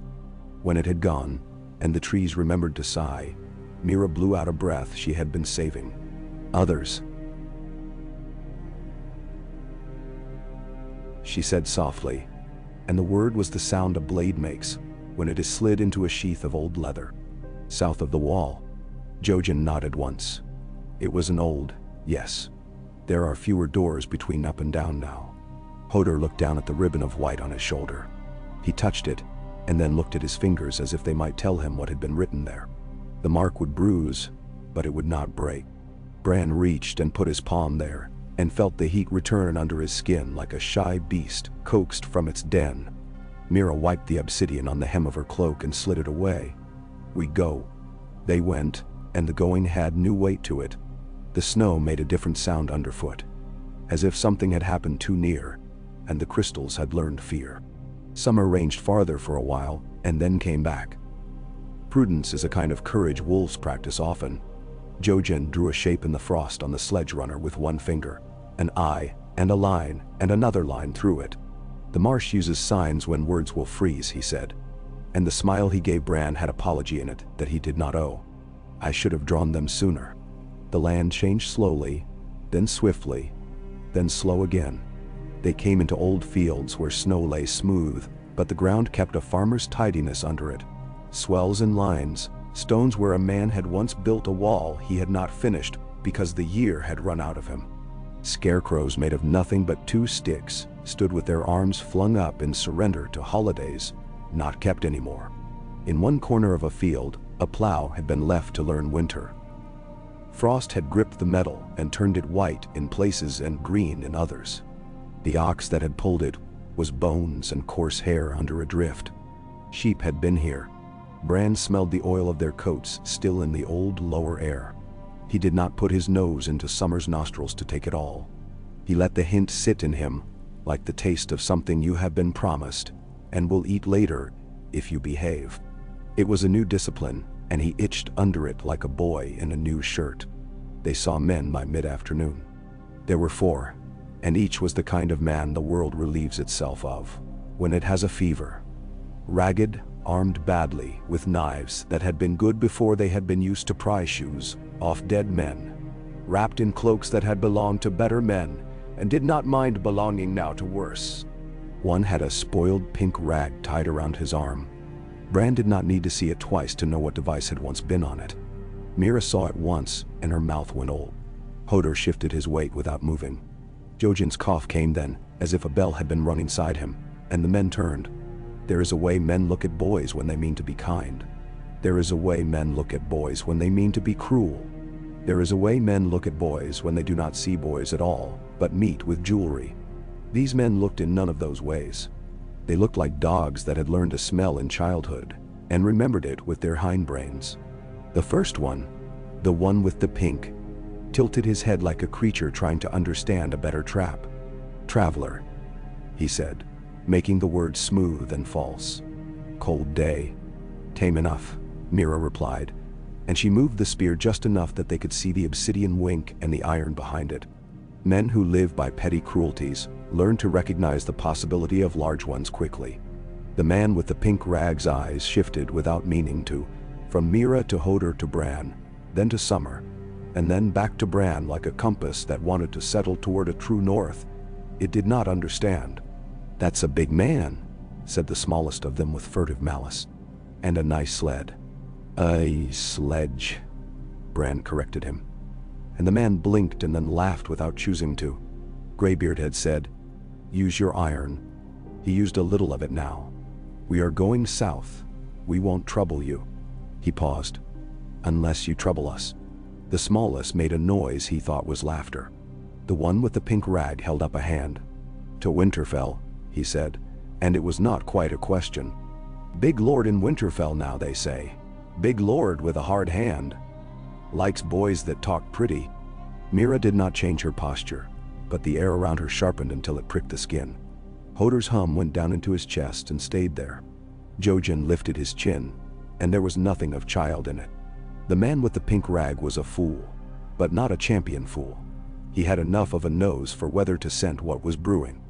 He smiled as he might smile at a bear when he has two friends and a bad spear. "We could walk together," he said, inviting himself into their space, the way men write their names on property that is not theirs. "Roads are safer with friends." "Roads are safer when men who want different things take different ones," Mira said. And the words had kindness in them, spite of themselves. "We are not going to Winterfell to offer our throats. You could go to Winterfell and keep your head." The small man sniggered. Bran heard himself say, "Men who wish to keep their heads do not wear a flayed man's colors, not even a punished scrap of them." He did not plan it. The words jumped like fish. They made the large one cough a word he swallowed. The pink rag man's eyes narrowed. "You know a lot of banners for a boy," he said. But he took a step back, and the smaller man took two. Because courage, when you have it, does not always consult with feet. "Go your road," he spat. "South is a larder. It will feed us before the day ends." "Not if you start with us," Mira said. They passed, and the passing had weight. Men in winter add mass to a place. The cold made a scrape over Bran's teeth. He held Summer's mind away from his and kept his own hinged tight. He felt the pink rag man's look on his back, as a hand men set on meat they mean to argue with later. He did not turn. Mira did not turn. Hodor did not turn because Hodor could make himself a wall without turning. Jojen looked once, and the look was pity as much as contempt. He saved his contempt for men who had claws and still chose to crawl. They walked another 2 hours and found a byre. It had a lean-to roof that remembered how to shed snow, and inside, the smell of cow lay thick as old rugs. There were no cows. There were the things cows leave. Mira swept a space with a willow branch broom she made out of a bush in 3 cuts, hummed between her teeth, and set their fire low. Hodor lay with the sledge rope as a belt around his waist and Bran's weight against his ribs, and sighed like a bellows. Summer made a circle around them in the late light, and lay at the gate. A line drawn in the dirt. In the dark, voices passed, far away, like lanterns bobbing. One was the pink rag man's. You knew it by the way it wished to be sly. Another was a man with no patience in his throat. Somewhere a woman complained, and was told to hush by a child's hand. The night brought all those things, delivered them, and left. Bran slept badly. Dreams came like strays who do not trust hands. He was again at the well beneath the wall, and the face spoke with the kindness it had. He told it all the names he was gathering to himself. Stark, son, brother, boy, lord, bone, burden, bread. It said them back and did not judge. When he woke, he had wept, not from fear, from the pressure on the heart that comes when you stand, and the world remembers to be heavy. The day's light had a different temper after that. It had thaw in it, like a man who has decided to be less cruel, because another man has carried something hard without dropping it. The trees let through a sound not made by wind, thin and musical. They found the stream it belonged to at midday. It ran black with green in it beneath a skin of skim ice that made small cracklings when a leaf crossed. Mira tested it with the butt of her spear and pronounced it untrustworthy. Jojen walked up and down until he found the place where rocks made a braided mind of it, and there they crossed on stones as slick as thinking. Hodor stepped from one to one with Bran's weight on him, and the water leaned up and touched his boots gently, as if to introduce itself. On the far bank someone had left a tangle of twine and a wild apple's branch. It was a poor man's trap, and had caught nothing but frost. Mira took it in her fingers, untied it, and retied it in 3 motions, and set it lower. For the next man, she said when Bran looked. So he can think the world is kinder than it is for once. They saw a lake by late afternoon. It had vapor above it like breath over milk, and the rim was a perfect circle under snow. The reeds stood as gray quills in the margins. Queen's Crown had not fallen into it. It had sunk with it. The little tower, half collapsed, stood on its isle, a fat finger raised in warning or oath. The ice around the island had a different sheen. It remembered that water had flowed under ice once in a different day, and disliked lying still. Summer's ears flattened. Jojen's face had the look it had when a dream fit its outline too well. Not here, Mira said. Men come here in stories. We will not. Bran remembered yet another story, about a wildling girl, and a crow atop a tower, and a light carried across a lake when light should have been carried by men who did not come. He could not place the day or the faces along timelines men used. Stories move faster than time. He felt the ghost of that other boy at his shoulder, and smiled to him without knowing his name. The urge to go to the tower and stand on it, and be part of a thing someone else had done almost took him like a fever. He put a hand on the driftwood in his pocket, and did not go. They skirted the long lake with it on their left, taking the low line where the wind had smoothed enough to make the sledge glide. The wind had found them again, and wore their cheeks until they burned. Mira's hair had a crown of white on it again. Hodor had tucked his beard into his collar. Jojen sang under his breath, a marsh song about a bird that never lands because the mud will take him if he does.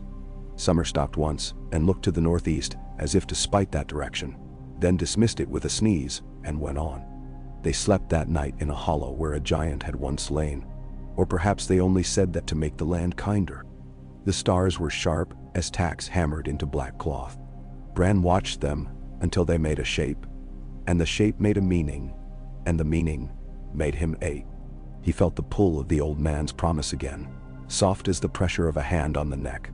He rolled onto his side and pressed his mouth into the furs, and breathed Hodor's smell until he slept. The next day, they found men who had good boots and the right to their weapons. They came out of the trees in gray cloaks with thick fur collars, and the ends of their mustaches iced. The man in front had a badge on his breast, a stone gray head of a small bearded man on a field, almost the same color as the world. A little, Bran thought, and his heart turned toward them like a horse toward oat. The man's eyes were level and tired. He looked at Summer first, because wise men do, and then at Hodor, because foolish men do too, and he was measuring how much of Hodor was foolishness and how much was strength. Then he looked at Bran, and the look was a hand that almost reached. "Who are you, boy?" he asked, and his voice was not unkind and was not soft either. "Whose wood do you walk?" "Mine," Bran said before he could stop it. And then the shape of the word showed him what he had said, and he stood up as much as a boy on another's back can. Stark. Brandon. Son of Eddard, who died because the South needed a head to astonish itself. I come from the far side of the wall. I come home. The little. For Bran would have named him so even if the badge had lied. Did not bow. Mountain men do not spend their back on that. His brow wrinkled as if fate had put a problem before him, and he meant to solve it without flattering it. He looked at Bran's hands, at Mira's spear, at Jojen's cough, at Hodor's shoulder, where a white mark traced a line that would be a story later, at Summer's teeth. "Little," he said, giving back what he had been given. "We keep the high hollows on the west, where the snow goes to sleep in summer. Your father once ate with my father and left a piece of cheese in his cloak, because he had not finished it, and would not waste. My father laughed and kept it to tell the story, and the cheese dried to a stone and is still there. Do not call me liar for it. Come see if you like."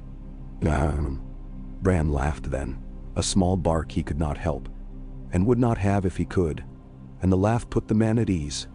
It was hard to be troubled by ghosts when the ghost laughed like that. The little nodded, and the men with him nodded, and one, a woman with a scar on her lip like a comma, gave Mira a look that said, "We will trade in the language of weapons later, and neither of us will be unhappy." "You are hunted," the little said after they had traded enough eye to count. "All Starks are. More if they walk with wolves. We will take you a stretch under our smell, and then you will go under another." He spat to the side. The spittle froze before it kissed the snow. "The bastard keeps a permit on men's lives from his new lordship. He will not bother our high places, but he will trouble the low, and trouble leaks uphill sometimes." Bran's blood had already gone cold at the thought of Winterfell with a flayed man flying over it. Now anger warmed him, and did not waste itself on fashion. "They say he is wed," he said, watching the man's face, "to a girl they call Arya." The little's mouth made a shape as if he had bit an olive pit. "They say many things. The bastard trades in names now. He wore a reed once and wore it poorly. His eyes went to Mira without malice. If he has a Stark the way a man has a dog by the collar, he wants the North to say yes when it means no. The North is contrary. That is our one virtue. He jerked his chin. Come, we have a place where the wind will let your fire be.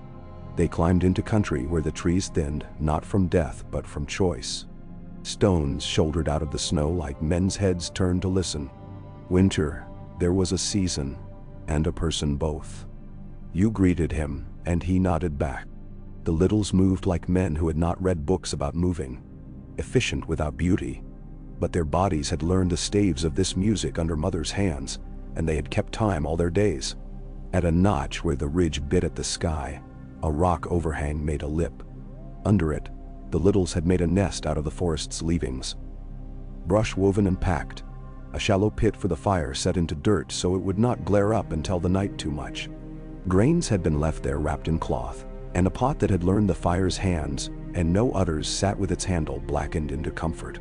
The woman with the camelip laid wood, small to large in the old way, and the fire took without noise.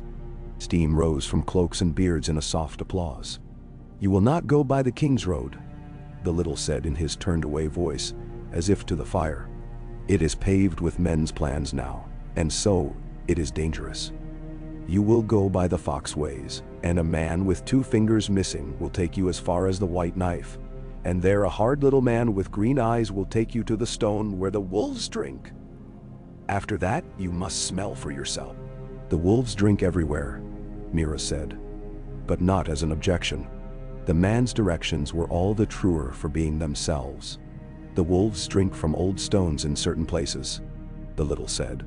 If you drink there also and do not vomit, the old wolves know your name. We all have our rights.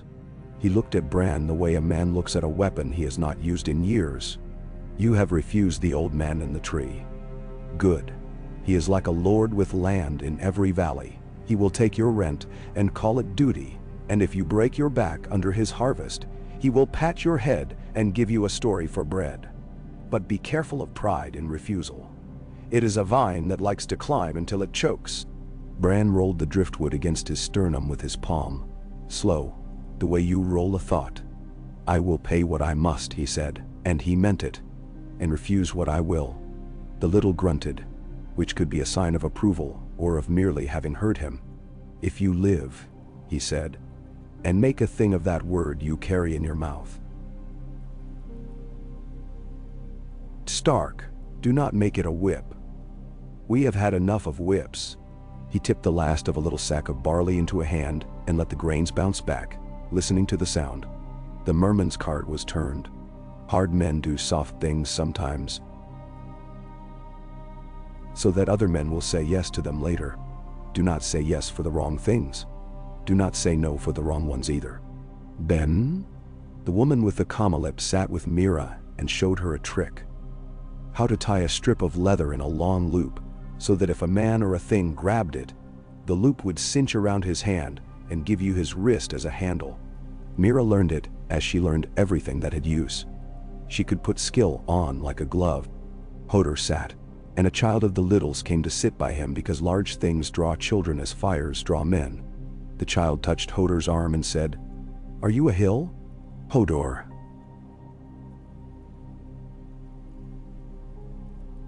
said Hodor solemnly, and the child nodded, satisfied. Jojen watched the fire until it had eaten what he had given it, and then looked at Bran. His eyes were not fever bright. They were cellar dim. Sometimes the green shows me a road, and then rubs it out with its thumb. It is not a lie. It is a kindness. It keeps me from wanting to walk it when it leads to a stone falling or a breaking of men's names. The road south has a thumb poised above it. I do not know whether that is kindness or cruelty. Bran thought of his sister's long face and the way her mouth made a wound of a smile sometimes. He thought of another sister with her hair like a knight that had discovered it was a banner. He thought of a boy who had laughed and said he would be a better lord than the old men, if only they would stop being so old. He thought of a father who had bent to look in a boy's eye and made that boy believe he had importance enough to fill the socket. He let the thoughts come and go until they made a rhythm. We will walk it, he said. If the thumb rubs us out, It can do it while we are moving. He fell asleep, with a taste of smoke in his mouth, and woke with a taste of iron, because his lip had cracked and bled in the night, and he had licked it in his sleep. The world had become a chain of the small prices men pay to live. He found it honest. At dawn, the man with 2 fingers missing stood, dropped the last of the barley back into the sack, with a sound like rain in summer, and nodded at Bran. "Move quiet," he said, "until you need to move loud. Loud is for the end of things." He set off, and they followed, stepping in his steps because confidence is a path you can walk in snow if you trust the man who laid it. They left the high roughness for the lower, denser dark. The fox ways were not roads that tails had beaten. They were lines of absence where a clever creature had gone and gone again until the earth offered less resistance. They were narrow enough that Hodor had to turn his body sometimes, angling the sledge points so they would not catch. Summer vanished into them as a thought. Mira counted paces against landmarks that were not landmarks. Burls, knots, once a rock that looked like a man's face crushed halfway into the ground and watching with an eye like a cracked egg. Behind a low ridge they heard men again. More men, or the same men made many by worry. Hooves chopped the weak crust, and the horse's breath sawed the air. The sound of leather creaked. Someone laughed in a way that could not stop itself. Cold had got into it and would not leave. The 2-fingered man stopped and did not turn. Without turning, he was all motion stopped. Mira's hand lifted and stayed. Hodor's head turned slightly until Summer came and put his muzzle to his knee. The men above them went by on the ridge, and one wore a bit of pink tied around his wrist, and another sang half a line of a march, and the last kicked adrift and swore. They were light in the saddle, like boys who had stolen their father's horses and were afraid of being caught by the weather. Their smell was fear and man and meat, and the horses' contempt under it. When the sound had been carried away, the 2-fingered man twisted his mouth. "They will find the merman's cart and lose their vanity for an hour," he murmured. "If they find you, they will lose it for a lifetime." They went on, and the air thickened with something not made by snow or men. Water, the old force that makes choices, gathered its voices. When the trees parted, the white knife lay before them, a sleeping blade under the years-long tablecloth. Here it ran slow and wide in winter, and the ice had taken the chance to lay itself like law. But the river is a lawyer whose trick is patience and betrayal. It keeps a current under every statute and will find your weakness if you pretend you have none. The hard little man with green eyes stood by the old ferry rope. It ran from bank to bank like a word underlined in the ledger of the world. His beard had hoarfrost in it. He held the rope in his bare hand as if he were reminding it whose work it was. He looked at Bran and at Summer, and it cost him something not to smile, and he paid the cost. "Names," he said. "Bran," Bran answered. "Stark." He did not hand over more than that. The river was a witness and memories leap like fish. "We go to Winterfell by ways." The green-eyed man nodded, as if you had told him spring comes after winter, and it does, and that was worth noting anyway. "Ice will hold if you listen," he said. "Men break it because they sing." He put a foot on the edge and leaned and turned his head, listening, not to sound, but to the way the ice answered his weight in the world, with its own improvements. "You will go on the rope, one at a time. Big man last. Wolf first, so that the merry people—" He spat toward the water. The spittle made a hole and then filled. "Do not weep, because they went through and the dog would not." Summer went first, stepping as if he had invented winter. The lacquered surface made small crystalline complaints and then fell silent because it had been addressed correctly. Mira took the rope and her weight, and the ice agreed to be her floor for an instant. Then another, then all the footfalls she would need to cross. Jojen followed and did not cough. Bran set his hands on the rope and felt it hum. A vein in the earth the gods of water had made. Hodor had to untie himself from the sledge and pass it across separately, and the sledge kissed the ice like a skater. Hodor came last, as the green-eyed man had ordained, with the kind of humility large men wear when they are not stupid. He put his soles where the rope told him the world would allow them, and then trusted the world to accept him. It did. On the far side, the river made a noise deep down, not breaking but thinking about it. The green-eyed man let the rope go, and rubbed his hands together and spoke as if the water were still listening, and he had no intention to stop it. "Do not walk near the banks," he said. "The ice is honest there. It will refuse you, because it cannot bear you, and it will do it cleanly. In the middle, it will pretend. That pretense kills more men than weapons." "Ben?" Bran remembered that. He added it to the box of refusals and consents inside him that he was filling like a miser's chest. Mira thanked the man with a nod that belonged to a spear sister. Jojen put a hand on the rope as if in farewell. Hodor said Hodor, and the man looked at him and said, "You are without malice. To no one in particular." They parted. The day drank them. The trees changed their speech around the edge of the river. Pears had grown here generations ago, and the trees remembered sweetness in their wood. The snow lay differently where a ditch ran under it, and Mira heard it and stepped to the left without naming what she had heard. The sledge runners sang, and the sound became a part of the days, thinking the way a man's whistling can be if he is not vexatious. By late afternoon, the stone where the wolves drink was a mound in the white, a lump of old water given shape.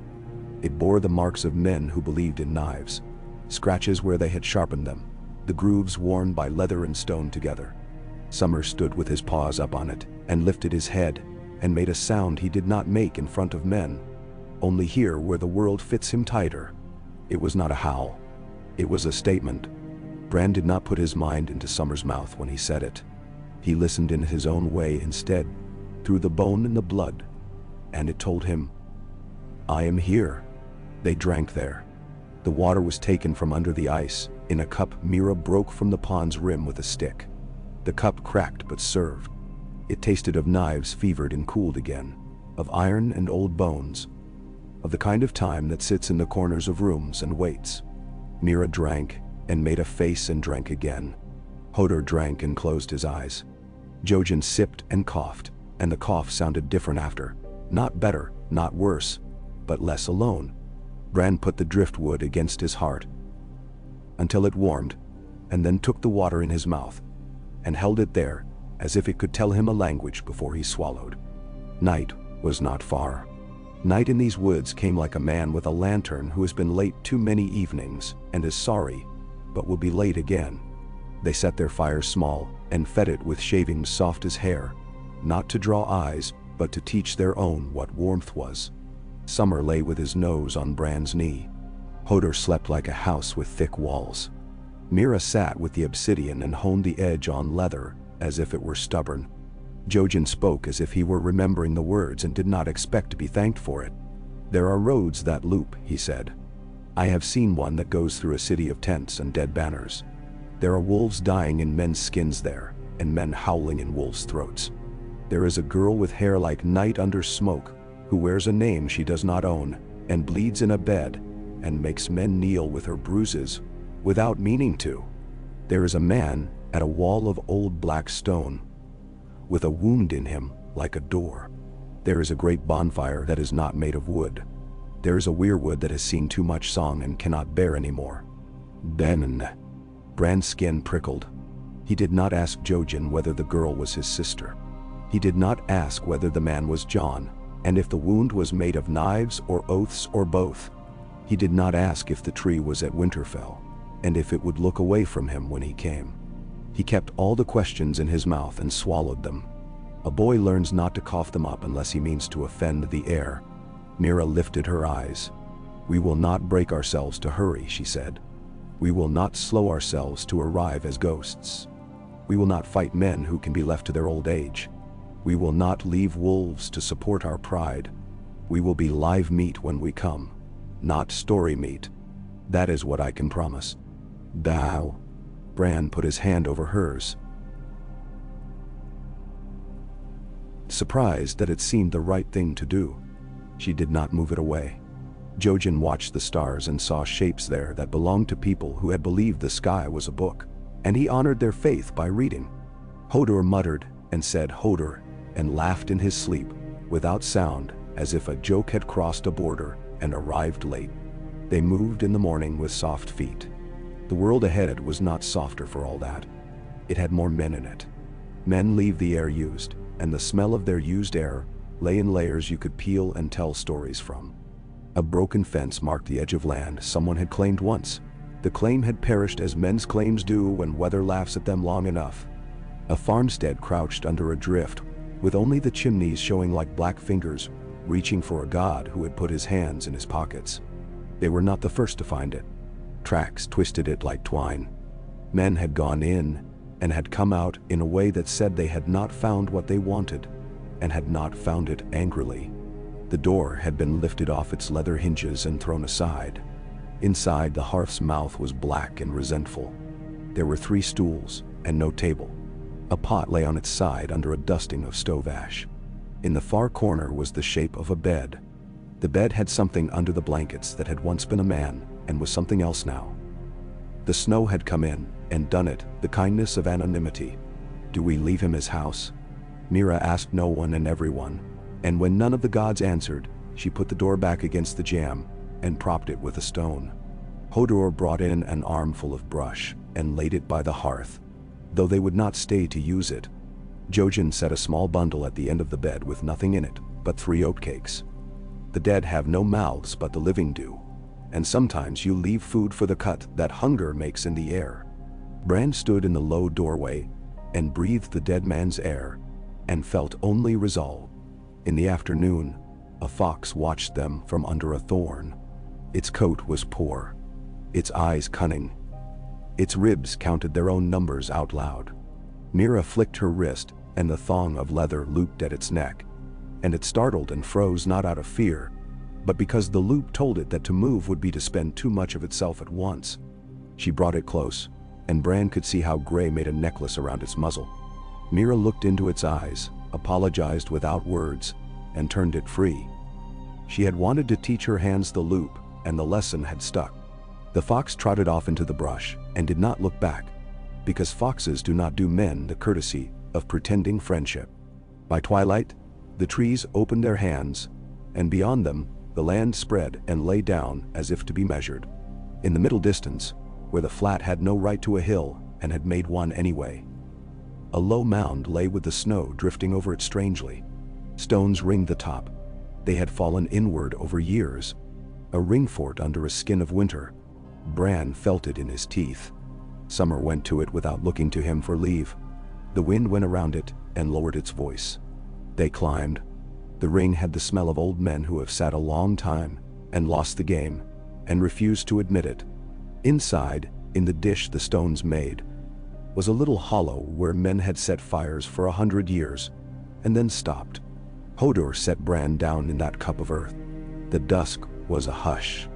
The air did what air does at places where men have said their names many times. It held them without instructing them. Mira walked the ring with her spear resting lightly in her palm, as if showing her weapon the lay of old wounds. Jojen stood on the mound and closed his eyes, and for a wicked heartbeat, he seemed like a king to Bran. Not a king made by crown or song, but a king made by being where he must, and saying yes to wait, without making poetry of it. Summer put his forepaws on a stone and sniffed long, and the low rumble in his chest was not displeasure. It was recognition. The wolf leaned and tasted snow and dew, and something like ashes, and Bran felt the echo through bone, as if he were a man tuned to a note the world had struck before. He found this thought: when men are gone, the wolves will come to the ring and read what was written there and decide on it and be done. They did not dare a fire. They made their supper from the bag of barley again, and a little dried meat, and the last of the roots from Leif's basket. When the dark grew complete, it did it very calmly. The cold deepened. The stars came, and if the others had moved near, they changed their minds at the edge of whatever stories had been told, and kept telling themselves here. Hodor pulled the furs up under Bran's chin. Bran lay on his side and watched the curve of Mira's shoulders turn to a shape against sky, and nothing more. Jojen breathed like a man who hears water under ice, and knows it is not for him. Summer's tail thumped once in sleep. He dreamed of Winterfell then, but not like a man dreams of a meal. He dreamed of it like a mason dreams of an arch. The stones were where they were supposed to be. The moss was a hand on them, not a drowning. The heart tree stood and had not been cut in this dream. It looked at him and was disappointed and proud both, the way fathers are when sons come late and come anyway. He walked the covered bridge, and the breath of the hot pools rose like wisdom men had been too impatient to learn. He saw the old gods speak in their old way. Without the impatience the new ones stir in men. And he spoke back by counting the beats of his own heart. When he woke, he knew only one thing more than he had known when he slept: that he could go on. The morning sky was a skin stretched tight. You could see the bones under it.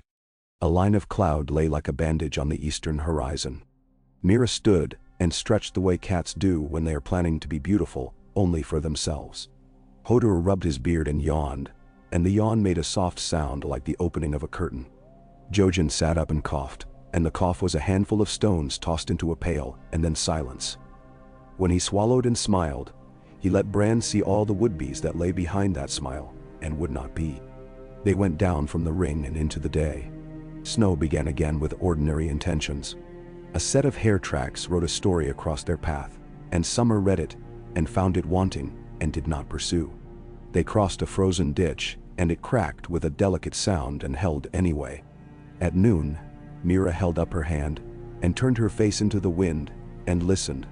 And her listening had more to do with her mother and father than with weather. Men, she said. Not rangers, not wildlings, not littles, not starving. She tasted the last word as if it were a fruit she did not trust. We will go left. Left took them into lower land, where the trees were small and crowded, and had the air of people who have been told to move along. In the spaces between trunks, Bran saw flashes of cloth. Black on black, like a crow with its feathers in its mouth. Old leather, the blue of better dyed wool under worse. A line of pink thrown on a pack, as if to mark a beast as property, and it has marked the man instead. The men moved with the confidence of those who had a place to go to. Men lose the smallest piece of their fear when they think they walk toward a promise, even when it is a false one. They crept with the tree's consent. Summer went belly low and brought back the smells. Horse and man and dried blood turned to a coin problem. Iron and the sour of milk in skins, stale smoke in clothing. Bran saw a banner then, or the rag of one, and it was a flayed man. Pale in the gray light and obscene as always in any light. He lay down in the sledge and pressed his fist to his mouth and breathed against his skin. Mira touched his ankle. Hodor's fingers tightened on the poles of the sledge until leather creaked. Jojen's eyes were slits. They waited for those men to pass. They did. The tails of their cloaks marked their rank by the quality of their lies. One laughed and threw a piece of bread into the trees for a bird. The bread fell into snow and sank. The bird came and looked at it and went away. Birds are not fooled when gifts are flung. A boy among the men, no older than Bran, looked into the trees at nothing and then away, and his face had the blankness of a slate that has been wiped with too wet a cloth and left to dry. You can write on it, but the old lessons bleed up in time. They moved again when it was prudent. Bran felt the weight of his swordlessness and did not dishonor what he did have by despising what he lacked. He had Hodor's back and Mira's eye, and Jojen's listening and Summer's shadow and his own name. The world had spun great victories out of less. By late day, the land rose into the first hills. Men meant when they said the word without pointing. The ridges lay in dunstraps under snow. Trees held on in the folds. Game trails were honest. They told you they would take you up and did. When they crested the third and the sky opened like a bruise healing, they saw smoke in a way that was not drift and was not a farm's little pride. It was measured, several tongues in a line. A camp, or the outskirts of one. Tents perhaps. The sound that came thinly did not fit with men on their own either. The faint ringing of a hammer on an anvil. Someone was mending harness, or life. Mira looked at Bran. There are times when one decides because one is the one who must answer for the deciding. Bran was that one. He thought of the little's caution, and the green-eyed ferryman's rope and scythe soup, and the glove with the merman.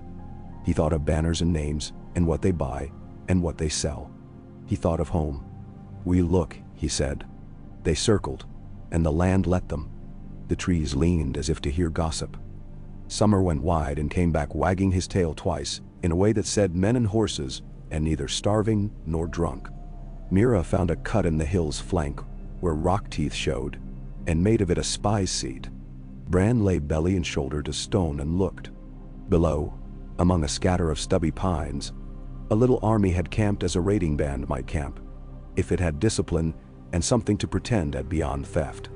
There were 5 tents of old striped canvas and 1 of unstriped brown. There was a long fire pit with stones around it and meat turning that had been paid for, rather than stolen. There was an anvil set up on a stump and a man with arms like turned wood, working a strap as if it had offended him, and he meant to teach it better manners. There were 2 standards planted. One was a field of green with 3 white ships above 3 white waves. The other was a black harpoon on pale blue. Manderley and Serwyn, Mira said without speaking, and Bran nodded without moving. White Harbor on the river roads, and the Serwyns in their gray keep near Winterfell.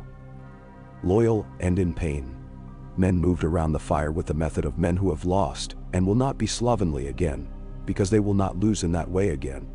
A woman took a pot off and set another on and spat in the fire for luck. The fire wrote her name in steam and forgot it. A man turned then and faced toward them without seeing, and wiped his hands on a cloth.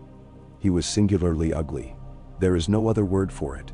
His nose mashed as if the world had met it with a fist too often, and his mouth a wound that had learned to close and open without grace. His eyes were very steady, and the steadiness made him almost handsome. It was not Lord Wyman. It was no man Bran knew by naming. He wore a badge with a leaping trout struck through. That made no sense until you remembered the games the North and the River and the South had played. Men wore each other's badges when they wanted to remember or to punish, and sometimes men stole each other's badges to sell or to hide with. Mira whispered wind into Bran's ear. "Do we go down?" "Not as we are," Bran said, and the terror of his own boldness flushed him. "As small as we can be." He pointed with his chin, and Mira saw it and nodded. The hill had a fold that would carry them to the camp's back, like a letter slid under a door. If these are men, they will know me, or not, and act accordingly. If they are wolves in men's skins, we will smell it before they bite. The world would make meat of you, Mira said. It was not a caution but an acknowledgement of the day's common business. Let us see if we can make it change its mind. They went down the fold, Hodor leading with the sledge traces loose enough that he could drop them and put his hands to whatever needed hands. Summer ghosted along the lip and put himself where eyes would be drawn if trouble came. Jojen had his hand on the driftwood in Bran's pocket and squeezed. Once, as if to help make refusal ready, they came up from the back of the camp, not sneaking. They were not the sort of men who needed sneaking to define them, but not announcing themselves either. The first of the Manderley men who saw them swore and sketched a sign, and then another for good measure. He had the look of a man who, when he hears a log crack in a quiet room, thinks of what might be inside the wall and not the fire. The ugly man with the steady eyes turned and saw Hodor and Mira and Bran and raised a hand without hurry. The men around him hushed as if someone had put a cloth over their bellies. "What are you?" he asked. The question did not have contempt in it, only precision. He had learned to spend words as a man spends oil in winter. "Cold," Mira said, and that was almost a pleasantry. "Hungry, going south, seeking men." "You found some," he answered. His eyes weighed Hodor and found him acceptable. They measured Mira and did not bother to decide whether she was dangerous. They decided she was useful. They looked at Jojen and were kind without belittling. They came last to Bran the way winter comes last to low places, inexorable and slow, inevitable and not unmerciful. "Name, boy." "Brandon Stark," Bran said. And the man's eyes did not change, and everything around the eyes did. The men behind him breathed in as if something had fallen into the fire. Somewhere a spoon clattered on the rim of the pot and went still. Summer stood closer and bared his teeth a little, not as anger but as punctuation. The ugly man bowed. It was not small and not large, and had no falseness in it.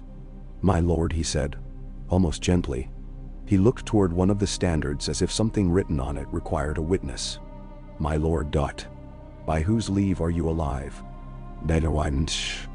"By my father's," Bran said. And it was not a riddle. It was the kind of answer that fits in winter like a boot and keeps your feet from frostbite. "By my own, by the gods' indifference, by a door under a wall, by a woman with a scar, by a man with 2 fingers, and another with green eyes. By a wolf and by a giant. By barley and rope. By refusals and by consents.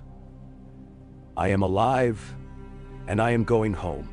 The man's mouth made a shape that had been used more often for blood than for smiles, and did its best at the latter.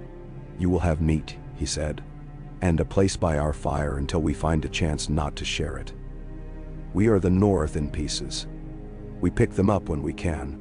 He glanced at the standards. Serwins, Manderleys, and one flayed man we took off a dead Bolton and made into rags for polishing the anvil. We will use his lord well. Mira let herself breathe. Hodor sighed in the way of a bellows easing. Jojen closed his eyes, and the cough did not take him for a span of heartbeats long enough to be a gift. Summer lay down where the fire's heat could find his belly and put his paw over his nose, playing at being a dog in front of men for once in his life. They ate meat with more fat on it than Honor would like and loved it for exactly that. They drank something hot that had herbs floating in it like conversation, and swallowed without asking what it was. The ugly man, with the steady eyes and the mouth that would not lie just to be friendly, sat with Bran after and spoke in a low voice while the camp made the music camps make that are not marching. A kettle shifting on its stones, a laugh too quick, a horse snorting in a dream. Winterfell is a mill for men now, he said. It grinds them. Boltons. Freys our own, until they are powder to be tossed at a wedding, and then more are ground. The bastard has wed a girl he has named Arya. She bleeds and does not smile. Men are drunk on their cock's confusions. In the yard, pieces of us walk with pieces of them, and none of them look at the sky. If you go there as you are, they will put you in the mill. Men? Bran closed his hand on the driftwood and on his knee, and on the furs under him, and the three together made a small stack that could bear weight. I will not go as I am, he said. I will go as I must. The man grunted. Good. We have friends, and we have friends whose names we do not say where the snow can hear them. There is a man with a stag on his breast, who has had better days and keeps his promises less smilingly than other men break them. There is a lady with a spear son who laughs too loud and has earned her laughter.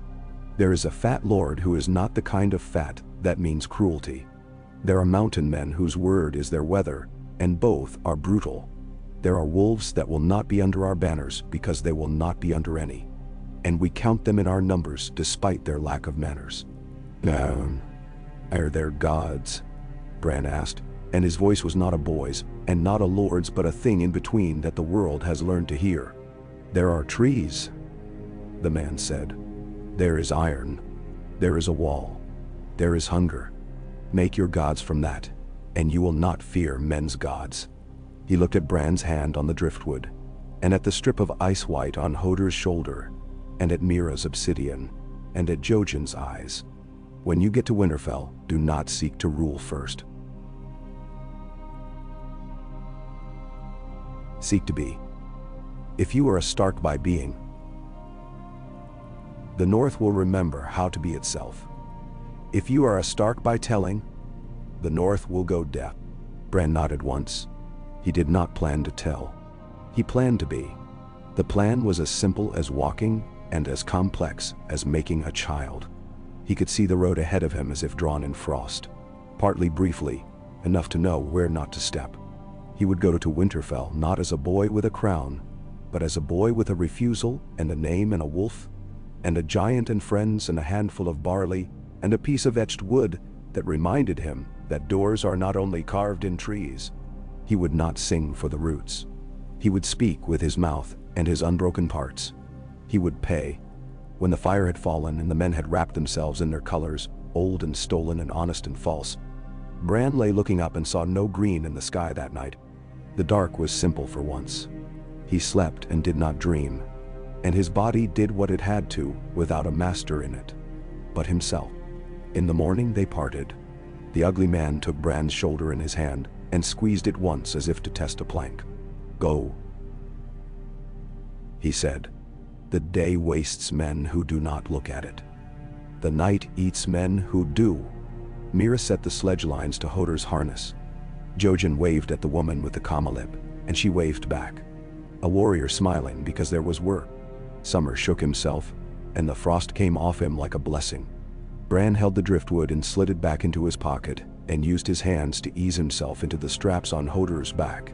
And once they were settled, he put his mouth close to Hodor's ear and said nothing, and Hodor smiled as if he had heard thanks. They turned their faces toward Winterfell then, and the wind, which has never loved men, decided to be with them for a few hours, like a friend you do not trust, but would not offend. The snow gave under the runners as if it had decided to be a path. The trees ahead wrote their tall script, and Bran learned to read again, as if he had once known and had been made to forget, and was now remembering not with his mind, but with his feet, and the weight of his body being borne by another who loved him as simply as a bread loves to be eaten. They went into the day, and the day, which had continent and sky and history and hunger in it, took them in. He did not fly. He did not root. He refused with his left hand and consented with his right, and carried his names in his teeth. The South did not welcome, but it did not turn him away. The world is too old to do that to any boy more than once.